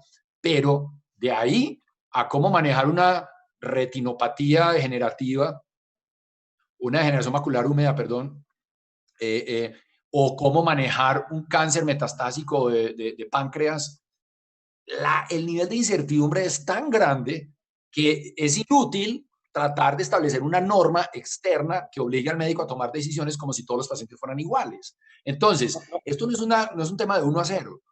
Esto es una gama de grises muy amplia, donde allí donde hay más incertidumbre, donde la ciencia es más imprecisa, donde ha explicado menos cosas, pues es más inútil y más fútil y genera más ruido la regulación. Por ejemplo, ahora que hablamos de medicina de precisión, hoy en día, ok, hay un estándar, no sé si me equivoco, los ginecólogos me lo dirán, oncólogos, pero si un cáncer de mama es HER2 positivo, el tratamiento es trastuzumab. Eso es medicina de precisión, perfecto. Pero resulta que hemos encontrado otra cantidad de marcadores genéticos que no nos dicen nada o nos dicen la mitad de la verdad o nos explican un 20% de las cosas. Entonces ahí todavía hay mucha incertidumbre. Y entre más genes identificamos y más oncogenes identificamos, más enredado se vuelve eso. Y ojalá todas las soluciones de la genómica fueran un gen, una respuesta, ¿cierto? El gen de la fibrosis quística, el gen de la hemofilia, porque reparamos ese gen o reparamos el proceso defectuoso que condiciona ese gen y se resolvió el problema, como con el trastuzumab. Pero la inmensa mayoría de los problemas médicos no son así. Son 2 o más genes interactuando de acuerdo a estímulos externos o intracelulares o extracelulares o del medio ambiente, revueltos con factores del comportamiento, revueltos con otra cantidad de factores que todavía no entendemos. Entonces, volver eso una norma rígida llevaría a que en unos pacientes se estuviera haciendo más de lo que necesitan y en otros menos de lo que necesitan. Por eso la decisión de a qué paciente le damos qué, en la medida en que la incertidumbre es muy grande, se vuelve casi que una decisión individual paciente por paciente. La pretensión de las guías de práctica clínica de volver es una medicina de receta, como dicen, de cookbook medicine, una medicina de receta, se ha estrellado una y otra vez continuamente, ¿cierto? Con la realidad, porque la variación de la conducta médica es inevitable, la variabilidad de la conducta médica, pero esa variabilidad tiene unos límites tolerables. Esos límites tolerables solo los pueden conocer los pares y solo pueden saber si una persona, si un médico está violando esos límites tolerables o haciendo demasiado o dejando de hacer lo que tiene que hacer. Solo lo puede saber un par. Yo creo que los intentos de estandarizar ese tipo de conductas insisto, se han estrellado una y otra vez con la realidad de que eso solo se logra con control de pares. No, lo que yo invito es a que como eso está como un paradigma y que además tiene sustento científico de que no se puede estandarizar eso. Lo que yo invito es que permanentemente estemos pensando, dada la evolución científica del mundo, que se están logrando muchas cosas que hace 20 años no se lograban, que no dejemos cerrada esa puerta, o sea, que siempre haya como un grupo especializado en mirando qué sí podemos acercar a una estandarización y no de todas las patologías. Pero yo sugiero que dejemos ese punto ahí, Ramón, y retomo el tema del incentivo económico, que estoy de acuerdo contigo, que siempre ha existido, pero ahora se ha refinado. Se ha refinado. Anteriormente era el médico que enviaba más exámenes, era el médico que enviaba, que hacía más cirugías de las necesarias, pero ahora ya estamos viendo es de grandes negocios basados en la medicina. Entonces, y de las grandes farmacéuticas y de los grandes productores de insumos y de tecnologías interesados en que se apliquen determinadas tecnologías y determinados procedimientos, y quién está vigilando eso. Entonces, me parece que ese tema es muy difícil porque luchar contra la presión de estos grandes negociantes de la salud, y no estoy hablando de los médicos, sino de los grandes inventores de nuevas tecnologías y tecnologías de punta, que son muy buenas en algunos casos, pero se masifican y eso es lo que genera el uso desmesurado de los recursos de la salud, debería regularse por el lado, por el tema de una regulación, y perdón la redundancia, que ya se está logrando por el tema de las tecnologías que no tienen evidencia científica demostrada y costo-efectividad, pero viene por un tema del sistema de contratación que se debe definitivamente establecer e instaurar en el país de tal manera que las CPS no tengan esa lucha tan desigual de David Goliat contra los prestadores, que en este momento es una realidad. Pero creo que ese es un tema de una pregunta posterior, Dani. Sí, sí, sí, Sí, de acuerdo. quiero Sí, dejar, yo creo que quiero dejar ahí planteado que es el refinamiento del incentivo económico, que siempre ha existido, totalmente de acuerdo. de acuerdo. Y digamos que para redondear el tema, lo que yo alcanzo a ver es que definitivamente es un conjunto de estrategias que facilitan esa gestión, ¿cierto?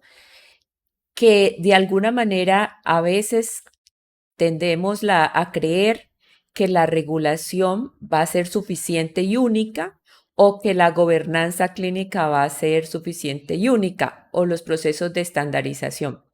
Pero lo que yo alcanzo a entender es que esos elementos son necesarios, pero deben definitivamente complementarse con la rendición de cuentas entre pares, porque en últimas, pues el par es el único que de alguna manera tiene el mismo dominio de la profesión y del tema técnico para poder discutir de una manera acertada con su colega. Es como lo que yo creo que encerraría y concluiría esta parte de la discusión. Entonces vamos a seguir con la No, Dani, siguiente. Uh-huh. yo lo pondría al revés, el orden. Yo pondría primero la rendición de cuentas entre pares y los demás son mecanismos accesorios. Ah, sí, Debería sí, ser así, de ¿cierto? acuerdo, sí, sí, sino que digamos que en orden de aparición de lo que hemos ido construyendo como sociedad, ¿cierto? De alguna manera hemos pensado que o la regulación o la gobernanza, y bueno, ahora el elemento que de alguna manera nos aparece como clave en la estrategia de gestión es el tema de la rendición de cuentas entre pares. Bueno, hay otra pregunta sobre el tema de cómo estos elementos de gestión, la situación del tema de la autonomía médica y todos los conceptos que hemos revisado hasta ahora, se conjugan en el proceso de modelos de salud estructurados, que pues es un tema muy importante para nosotros dentro de nuestro tema de estudio y de trabajo, y me encantaría como conocer la opinión de ambos desde los diferentes puntos de vista. Perdón, una precisión. ¿Modelos de salud estructurados te refieres a modelos de atención de grupos de pacientes específicos o a modelos de sistemas de salud? Lo pensamos desde el manejo de grupos específicos de pacientes, o sea, llevándolo no desde el punto de vista del sistema, porque yo creo que hemos hablado bastante de eso, sino volviéndolo ya temas más operativos, digamos, más prácticos de la vida cotidiana de los prestadores y aseguradores. Luis, ¿quieres empezar? Arranca tú esa, por favor. Bueno, yo quiero... No, la pregunta es perfectamente respondible, es la palabra, se puede perfectamente responder. Se puede Se responder. puede responder perfectamente desde la perspectiva de mi planteamiento. ¿Por qué? Una Ujú. cosa es un modelo de gestión de diabetes o de riesgo cardiovascular en general, diseñado por unos expertos por allá en una oficina, donde describen en detalle el proceso y después se lo entregan a unas instituciones de atención primaria para que lo ejecuten. Y lo tienen que ejecutar al pie de la letra con unos médicos generales, unas enfermeras, unos químicos farmacéuticos, qué sé yo, trabajadores sociales, psicólogos, bla, bla, y lo ejecutan al pie de la letra. Y digamos que eso es como un ejercicio casi que de ingeniería biomédica, diría yo, hecho en una planta de producción, como la planta de producción que les planteaba, ¿no? Los ingenieros allá en el departamento diseñando el proceso, lo diseñan al pie de la letra con protocolos, paso a paso, y se lo entregan a unos operarios para que lo ejecuten, ¿sí? Digamos que ahí el experto, que es el que diseña el modelo, podría decir uno, bueno, está ejerciendo la función de autorregulación porque está creando unos lineamientos de cómo se debe manejar adecuadamente la diabetes y se los está entregando a unos profesionales médicos y no médicos que tienen un nivel de entrenamiento, digamos, más corto y que pueden ejecutar ese protocolo porque está altamente protocolizado por ese experto, ¿cierto? Ujú. Yo no tendría ninguna objeción a eso, porque es un desarrollo hecho bajo la lógica del control entre pares, ¿cierto? Es un experto que diseña un modelo y se lo entrega a alguien que tiene menos experticia y menos experiencia para que lo ejecute.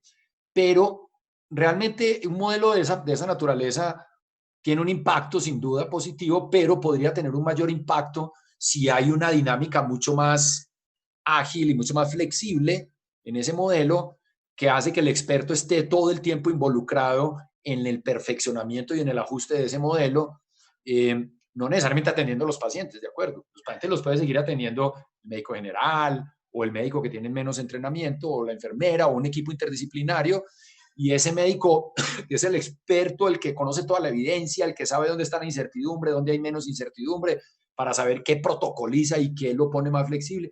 Ese está todo el tiempo rediseñando el sistema operativo. Eso lo plantea clarísimamente Richard Bomer, uno para mí ha sido los más influyentes en estos temas de calidad, eficiencia, profesionalismo, autonomía médica.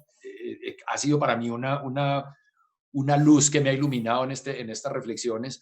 Y Richard Bomer plantea perfectamente que en la medida en que la evidencia va siendo más concluyente y más sólida, pues esos procesos se van protocolizando y se van volviendo más estandarizados y se pueden delegar a personas con un entrenamiento más corto o de menos duración o de menos profundidad, y el experto se va yendo cada vez a un nivel de diseño y ajuste y rediseño del modelo operativo, ¿sí? De acuerdo. Entonces ahí se cumple la figura del ingeniero allá en el departamento diseñando la línea de producción, ¿cierto? Ujú. Pero en la medida en que haya más estandarizabilidad de los procesos, eso va a ser posible. En la medida en que no la haya, digamos, artritis reumatoide, lupus, voy a poner una bien complicada, lupus. Lupus.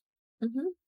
Entonces, o sea, ese reumatólogo tiene que estar muy de cerca del proceso porque la variabilidad en las decisiones allí es tan grande y la discrecionalidad que tiene que tener el médico para decir, esta situación la voy a manejar así, voy a cambiar este tratamiento así, este episodio agudo lo voy a direccionar así, esta complicación así, ¿cierto? Ahí hay tanta evidencia concluyente, perdón, no concluyente y contradictoria inclusive, que se necesita realmente un experto muy bueno para saber cómo manejar muy bien ese lupus.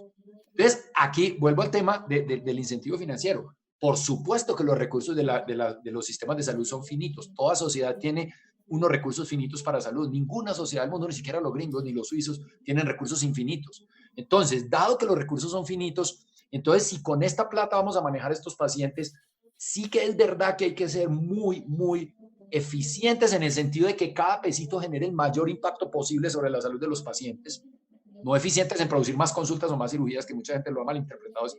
Entonces, para hacer que cada pesito produzca el mayor impacto posible en la salud de los pacientes, ahí sí que se necesitan médicos buenos, cuando hay más incertidumbre sobre todo. Ujú. Cuando no hay mucha incertidumbre, eso se protocoliza y se le entrega a un profesional no médico o a un médico general o inclusive a un promotor de salud, como el esquema de vacunación, ¿cierto? Dependiendo de la estandarizabilidad del proceso. Pero cuando el proceso es muy poco estandarizable, la evidencia es todavía muy grisosa, donde hay nueva evidencia que está, por ejemplo, ahora en COVID. Imagínense ustedes manejando estos episodios agudos de COVID. Ahí sí que se necesitan buenos médicos para Bueno, saber qué hacer con un paciente que nadie más sabe qué hacer. Entonces, en el caso de los recursos finitos, para poder sacarle el mayor impacto posible en términos de salud de los pacientes a cada pesito, ahí es donde se necesitan los médicos buenos. Los médicos que saben, no solo saben cuándo hacer o cuándo ordenar, sino cuándo no hacer y cuándo no ordenar. Esos son los imprescindibles, esos son los que llevan 15, 20 o 30 años de experiencia que de verdad saben cuándo no ordenar. Entonces, esas disminuciones en la variabilidad de las conductas médicas deberían estar lideradas, o sea, ese control de pares que yo propongo, la rendición de cuentas entre pares, debería estar liderada por esos super expertos en la medida en que haya más incertidumbre en el manejo de los pacientes, en el manejo de la patología, en la medida en que la ciencia no nos resuelva todo. Ahí se requiere muchísimo más el concepto del experto y es más difícil de estandarizar y mucho menos sacar una ley pues, o una guía de práctica clínica. A partir de ahora está la guía obligatoria, porque se la empiezan a brincar. No ujú, van a poder, porque esa guía obligatoria no les va a permitir lidiar con la incertidumbre. de acuerdo. Pero igual dentro de la estructura de un modelo de salud, ¿cierto? Eh, Podría estar definido que se soliciten los apoyos entre pares para la toma de las decisiones, las juntas clínicas, por ejemplo, Sí, las juntas médicas son uno de los, una un posibilidad. recurso. De hecho, no son, Ujú, mira, por ejemplo, en las instituciones de oncología, los staff de oncología, ¿cierto? ¿Qué pacientes van a los staff de oncología? Típicamente los pacientes más complejos o los que van a iniciar medicamentos de muy alto costo, pero el resto de los pacientes se manejan en el día a día con las conductas normales de los oncólogos. Y existen guías de práctica clínica de oncología, del National Council of Cancer, no sé qué, creo que es el NCCA, o las guías del ministerio en lo que haya guías, pero ahí hay todavía mucha incertidumbre y mucha variabilidad. Si inicio ujú, ya, si espero 15 días, si qué tan positivo es esto, qué tan negativo es este resultado cuando no es un resultado cualitativo. Es decir, hay muchas decisiones que siguen siendo producto de la incertidumbre. Las dosis, por ejemplo, les doy un ejemplo. En hemofilia hay el protocolo de Malmo de profilaxis primaria en niños con hemofilia. Me van a perdonar los hematólogos y los expertos en hemofilia si no digo la cifra exacta, pero voy a decir cualquiera. De 20 a 60 unidades por kilo de peso, de 2 a 3 veces por semana, ¿cierto? Y entonces, si uno se pone a ver 20 unidades por kilo de peso 2 veces por semana y 40 unidades por kilo de peso 3 veces por semana, la es diferencia es la 3 diferencia, veces más consumo de factor. por supuesto. Es un rango de discrecionalidad muy grande. Y la guía no dice, en este niño deben ser 25 unidades, en aquel niño deben ser 37, en este deben ser 2 veces por semana, en este deben ser 3. No, hay ese espacio de discrecionalidad que aparentemente está estandarizado. Ese espacio de discrecionalidad es el que debe manejar los médicos entre ellos, entre pares, ¿cierto? Entre los hematólogos que manejan hemofilia, porque la diferencia entre un extremo y el otro es 3 veces más gasto. Y probablemente el niño que no necesita las 3 dosis semanales en el rango más alto, le van a estar dando factores sin necesidad. Y el que estaba, porque simplemente porque le reembolsan cada unidad de factor que ponga. Entonces, fíjense que la incertidumbre no se logra resolver con evidencia científica, a pesar de que el protocolo de profilaxis primaria aparentemente se ve muy estandarizado, pero hay un margen de acción que es supremamente grande en el que los incentivos financieros pueden llevar de un lado para el otro y definitivamente para cada paciente debe haber un justo razonable, digámoslo así, o lo que yo llamo un margen de variabilidad tolerable. ¿Quién define ese margen? Los pares.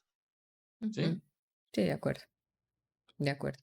Luis Fer. Eh, sí, Dani, esto tiene mucha relación con la pregunta anterior Y a mí sí me parece fundamental poder avanzar en ese tema con las dificultades y limitaciones que Ramón Abel bien nos explica y sustenta, pero me parece clave que haya unos científicos, por llamarlos de alguna forma, arriba de la ciencia médica, que estén permanentemente estudiando, que estén actualizando esos protocolos, coloquémoslo entre comillas, porque no habrá para muchas patologías que no puedan haber protocolos ni estándares, pero a mí me parece, e insisto, que con el tema del avance de la tecnología, el tema de la inteligencia artificial, el tema de la práctica médica diaria, si hay una interacción no permanente, porque como bien dice Ramón, el científico no puede estar con el médico general todos los días mirando cómo funcionó o no funcionó el protocolo y la guía,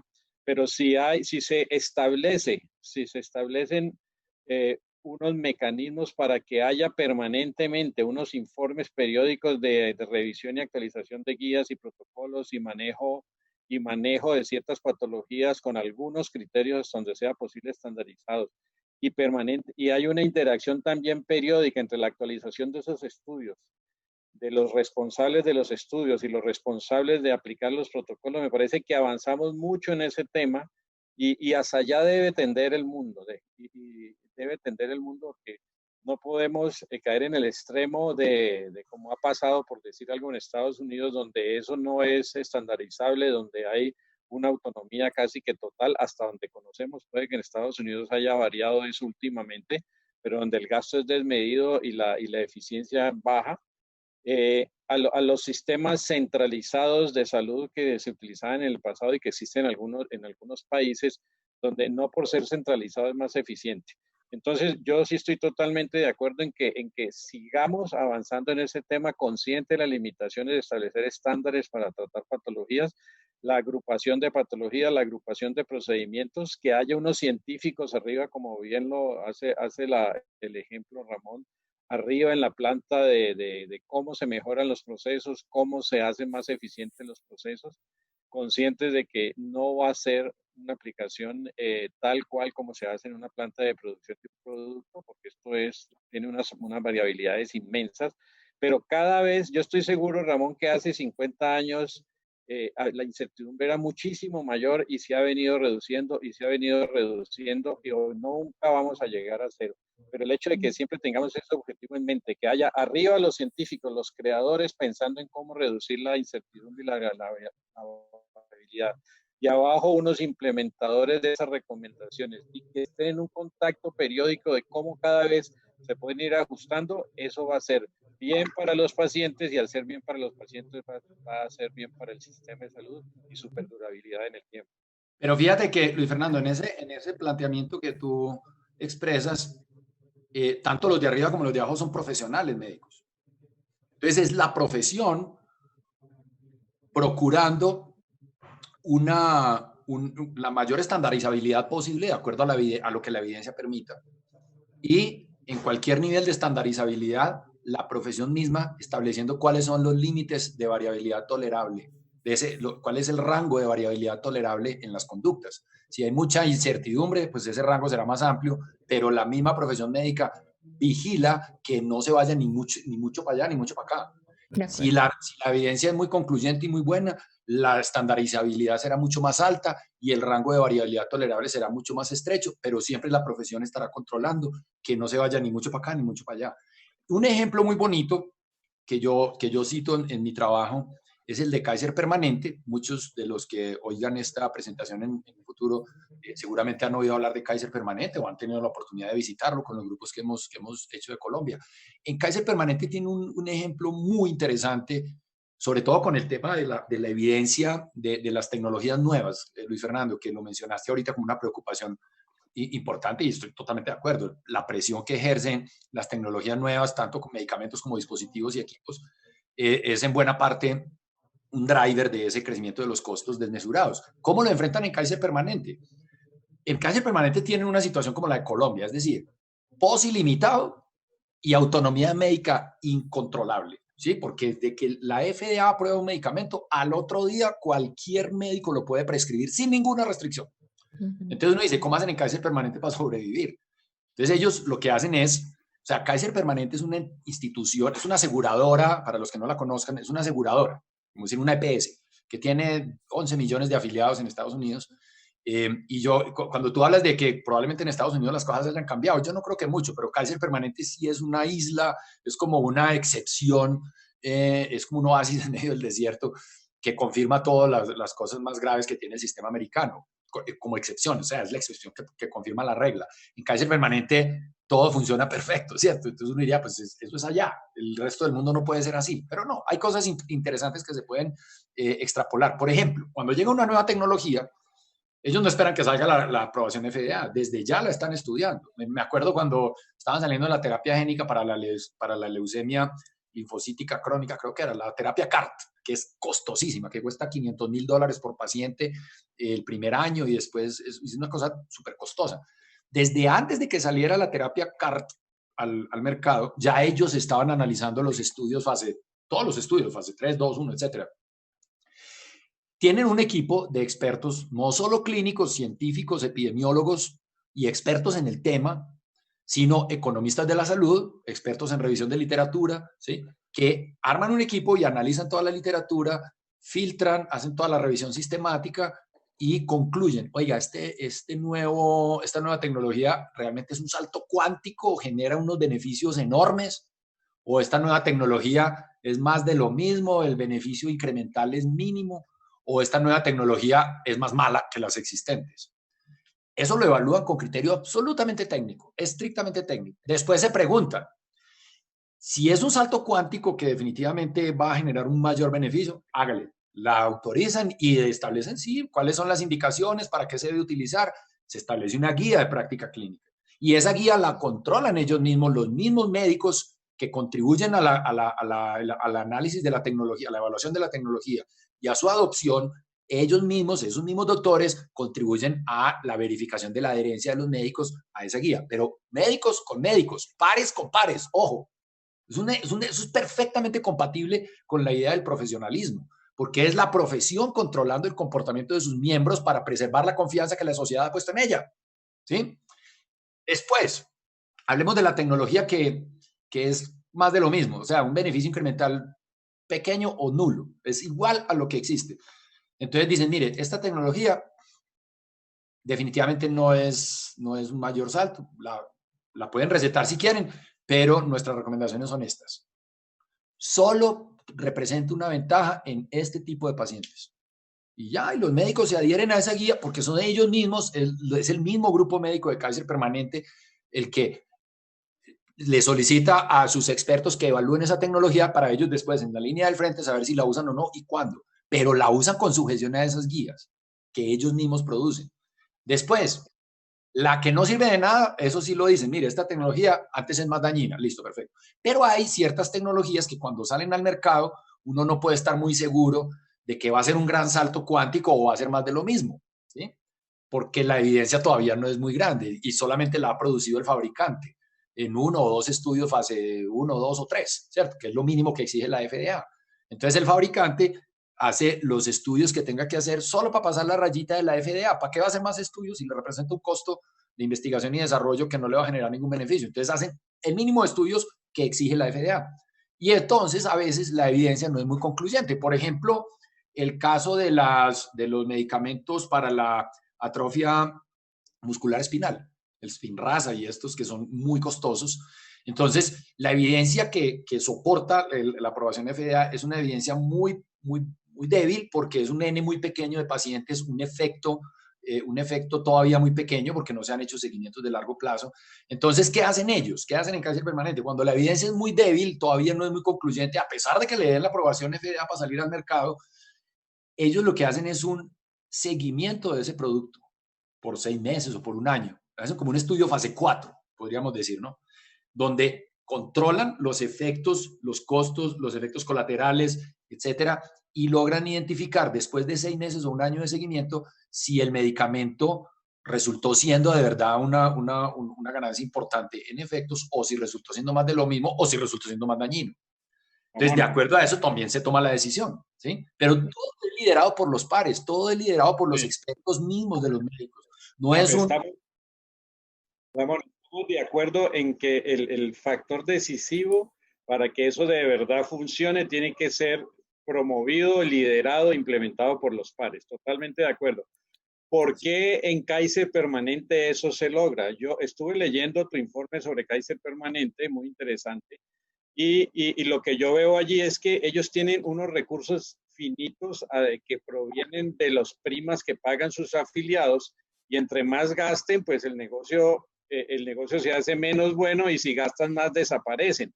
Pero es que ellos tienen controlado las dos puntas del negocio. Es decir, la prima que le pagan sus afiliados y lo que ellos determinan gastar, a pesar de que las clínicas se manejan como en unas empresas independientes, pero están todas dentro del grupo Kaiser, y me corrige si no es así, por favor. Entonces, ellos tienen un interés genuino y hay una alineación de intereses en qué autorizo, qué no autorizo, cómo me gasto, qué no me gasto, que es lo que no existe en los sistemas donde las partes que intervienen en el aseguramiento y en la prestación son opuestas, son antagónicas. Por un lado está la EPS que asegura, por otro lado está el prestador que presta, valga la redundancia, y entonces, pues a la IPS no le interesa si a la EPS le va bien o no le va bien. A mí, yo, en ejercicio de mi criterio de autonomía médica, yo ordeno lo que yo considero que le conviene al paciente, y ya verá usted si le alcanza o no le alcanza el dinero. Y si no le alcanza el dinero es porque usted tiene corrupción al interior y X o Y tales disculpas. Entonces, yo estoy de acuerdo de que cuando hay alineación de intereses, el tema de pares funciona y debería funcionar siempre.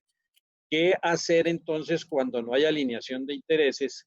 Yo pienso que necesariamente debe haber un tercero que conjugue esa desalineación de intereses, los alinea hasta donde sea posible, teniendo siempre, siempre muy en cuenta que es el conocimiento y la experticia de los pares los que pueden llegar allá.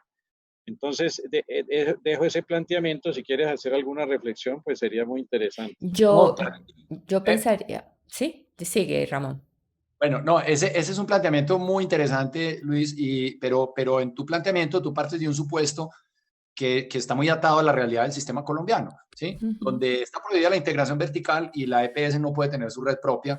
Entonces, digamos, la EPS es la que tiene bajo su custodia la restricción presupuestal, porque el gobierno le entrega un dinero y con esa plata tiene que darle salud a sus afiliados, pero el prestador está compensado, está pagado, pago por evento o fee for service, y él simplemente buscando el beneficio del paciente gasta sobre la chequera del otro, y el otro es el que tiene que controlar. Entonces, por eso se genera esa reacción de De antagonismo. antagonismo, gracias, antagonismo. Entonces, uno diría, entonces vamos a la integración vertical, la EPS que tenga su propia ITS, pero entonces ahí el negocio va a ser entonces no darle nada a nadie y que se mueran todos porque sale más barato muerto, por ejemplo. Podría ser un extremo vicioso de esa percepción, pero todo eso tiene sus límites. Mire, Kaiser Permanente, uno diría, sí, tiene integración vertical. Pues sí, pero es que ese no es el truco, ese no es el quid del asunto. El quid del asunto de Kaiser Permanente es el rol central que tienen los médicos y el profesionalismo médico, porque los médicos arman el presupuesto, los médicos definen los beneficios, los médicos controlan la ejecución del presupuesto, ¿y cómo la controlan? No es con auditorías ex post en frío por allá lejanas, no, controla entre pares todo el tiempo. Es el elemento más crítico que nadie ve. La gente va a Kaiser a ver el modelo, el sistema de información y que cómo hacen promoción y prevención y cómo es el primer nivel. Eso es muy importante, sin duda, pero el elemento más crítico que no es visible, a menos que uno se los muestre, es este tema de la rendición de cuentas entre pares y el rol del profesionalismo médico, que hace que los recursos se utilicen de la mejor manera posible, generando mayor valor para los pacientes y sostenibilidad financiera para el sistema. No es porque el asegurador sea dueño del prestador, no es dueño del prestador. Los grupos médicos son una entidad jurídica independiente y el asegurador y los hospitales, con básicamente las construcciones y la dotación y el personal no médico, son otra entidad jurídica. Pero eso no es, digamos, no es porque el asegurador sea dueño del prestador, no son dueños ni de los médicos, ellos no son los empleadores de los médicos están aparte. Es el elemento central del profesionalismo médico lo que hace posible que eso suceda. Entonces, en Colombia, la otra variación importante a tu argumento, Luis Fernando, es cuando los prestadores empiezan a recibir pagos prospectivos, los famosos PGTs y esas cápitas más integrales. Ahí los prestadores en teoría se empezarían a volver a tener la lógica del asegurador. Ya tengo una restricción presupuestal fija y tengo que darle salud a esta gente con estos recursos. Entonces, ahora sí que voy a necesitar buenos médicos para que me ayuden a sacarle a cada pesito el mayor impacto posible en la salud de mi población. Eso lo dicen los que piensan bien, pero no Los que faltan los piensan bien. malpensados. Sí, no faltan los malpensados que dirán, no, pues esta es la plata que hay, a negar servicios, barreras de acceso, glosas, todo lo que pueda. No, no contesten en el call center, sino de 3 a 4 de la tarde, todo ese tipo de sinvergüenzadas que existen en el sistema, pero que obviamente no se trata de llegar a ellas, sino a las otras, los modelos virtuosos, esos de círculo virtuoso, donde lo que hacen es prevención, promoción, atención oportuna y costo efectiva y atención del paciente en el escenario óptimo, donde la relación costo-beneficio sea mejor en función de los resultados en salud del paciente. Sí se puede hacer, ya han demostrado en Colombia muchos prestadores que eso sí se puede hacer. Entonces, yo creo que en la medida en que ese antagonismo entre el que gasta y el que paga empieza a diluirse a través o bien de mecanismos de pago prospectivos que transfieren riesgo a los prestadores, o bien a través de modelos de integración vertical como el de Kaiser Permanente, no porque estén integrados legalmente, sino porque funcionan con contratación exclusiva, pues empieza uno a ver que el tema no es ese, ¿cierto? El tema no es que el médico gaste y el asegurador controla. El otro argumento que se me salta a mí es cómo funcionan otros sistemas en Estados Unidos que, a pesar de que son fee for service, o sea, pago por evento, tienen buen control de los recursos. Ahora hay un modelo, un concepto en Estados Unidos que ha emergido mucho, fue acuñado desde el 2008, pero apenas con la reforma de Obama empezó a coger fuerza, que ellos lo llaman Accountable Care Organizations. O Ah, sea, sí, claro.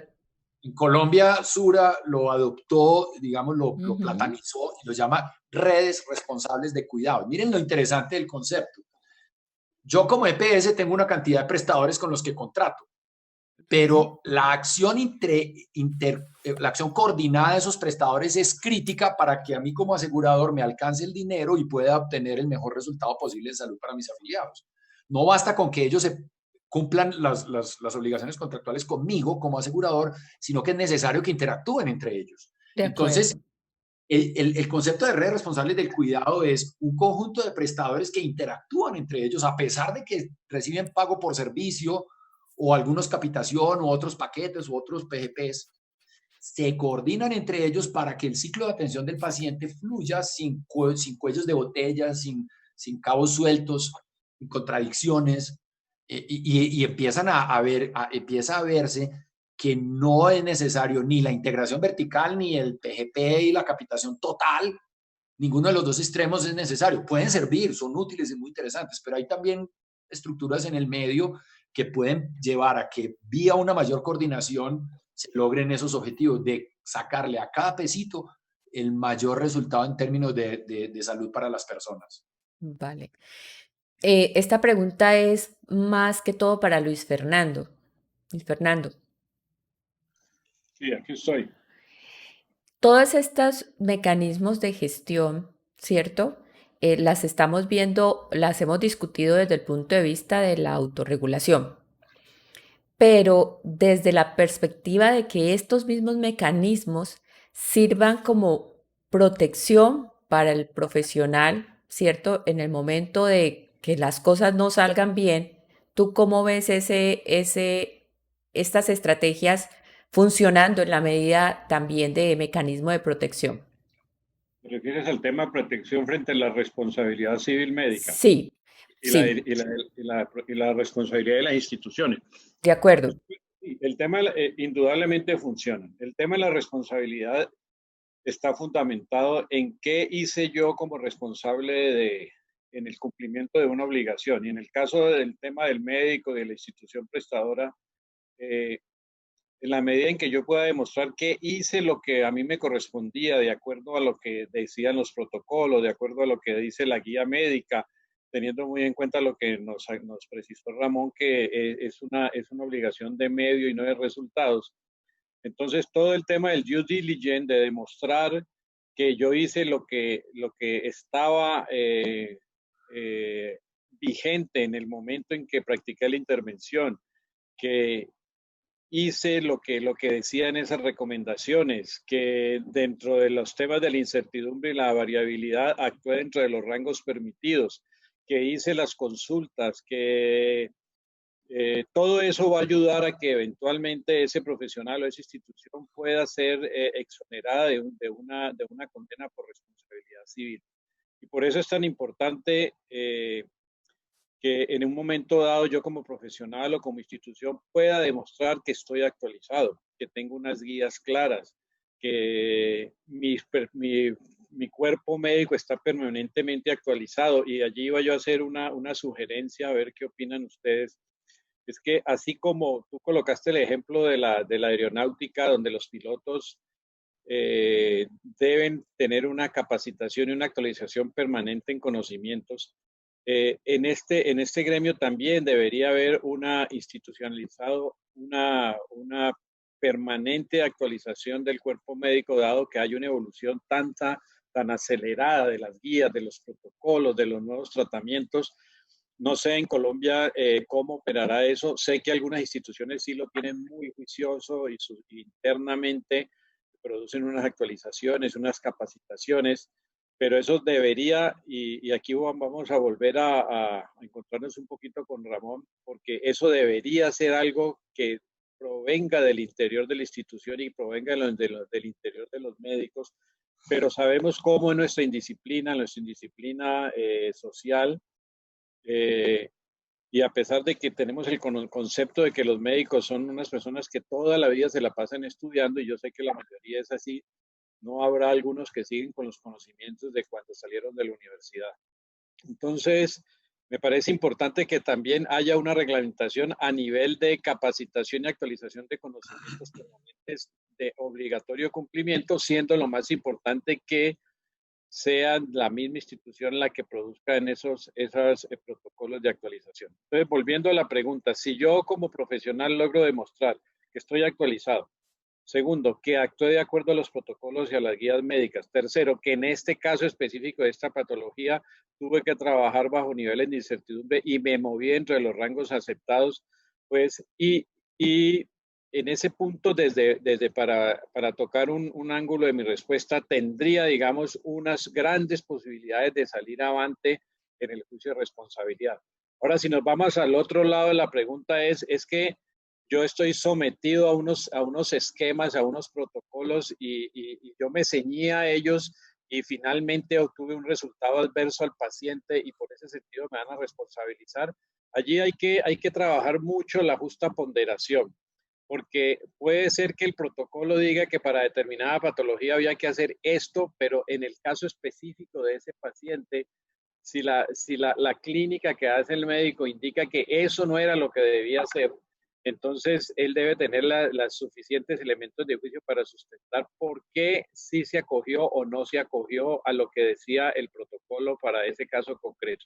Entonces, aquí el tema es, entre yo más documentado tenga qué debo hacer y más sustentado tenga el sistema probatorio de lo que hice, por qué lo hice, estoy mucho mejor parado frente a mi defensa. Pero es un tema de qué lo hice, por qué lo hice, eso era lo que estaba vigente, por qué me aparté de esa guía o por qué sí seguí la guía.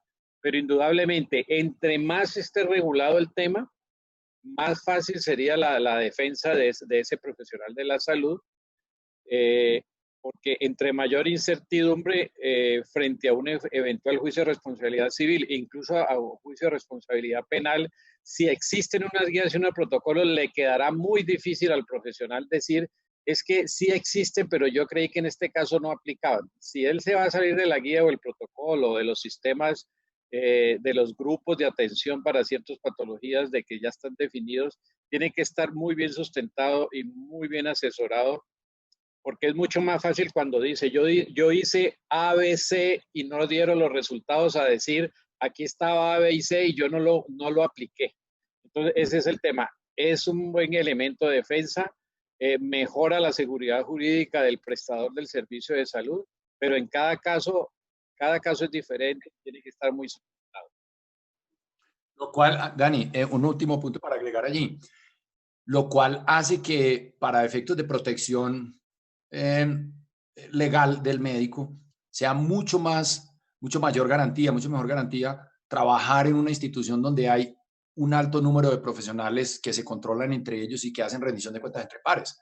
El médico está solo en un consultorio atendiendo, como el caso de los cirujanos plásticos, por ejemplo, que operan solos y son una empresita, ellos solos.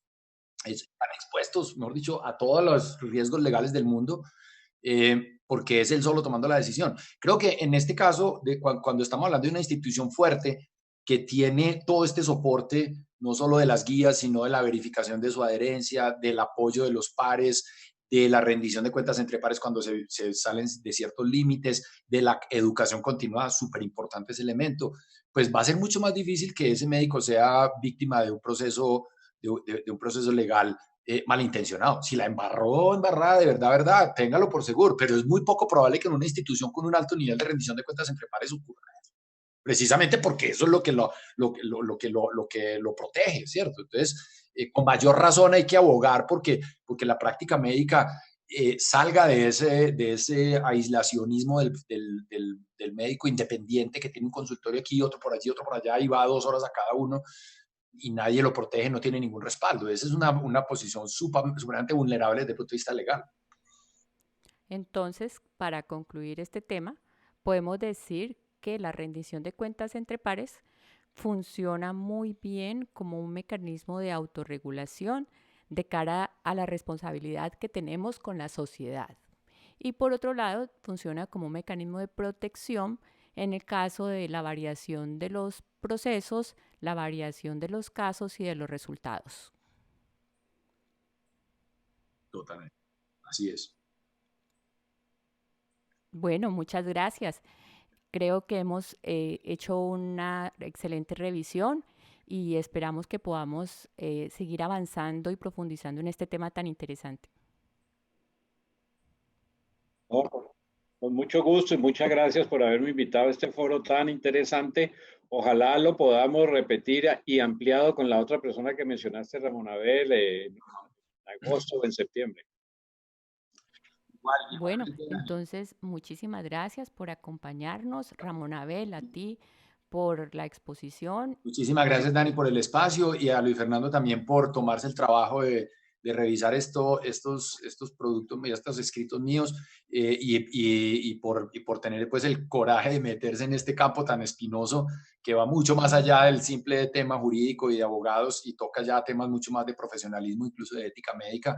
Y creo que en la medida en que vamos sumando personas interesadas en el tema, pues le vamos dando la relevancia que necesita tener este tema del profesionalismo y de la autonomía médica. Repito, como decía al principio, en los países desarrollados esto es un tema de todos los días, que se estimula, se alimenta, se hace crecer todos los días. En Colombia, en los países en desarrollo en general, no es un tema tan vital, parece que fuera un tema secundario. Entonces, es muy importante que todos los que vean interés o atractivo en este tema contribuyan, lean, revisen la literatura para que empiece a haber una discusión y un debate cada vez más maduro que contribuya a ese fortalecimiento del contrato social, a recuperar y mantener la confianza de la sociedad en sus médicos. Por eso es muy valioso este espacio, Dani, y agradezco mucho que lo hayamos creado, y espero que tenga un impacto en la audiencia grande y que genere a partir de ahora nuevas reflexiones y nuevos escenarios de discusión. Muchas gracias, Luis Fernando, muchas gracias, Dani.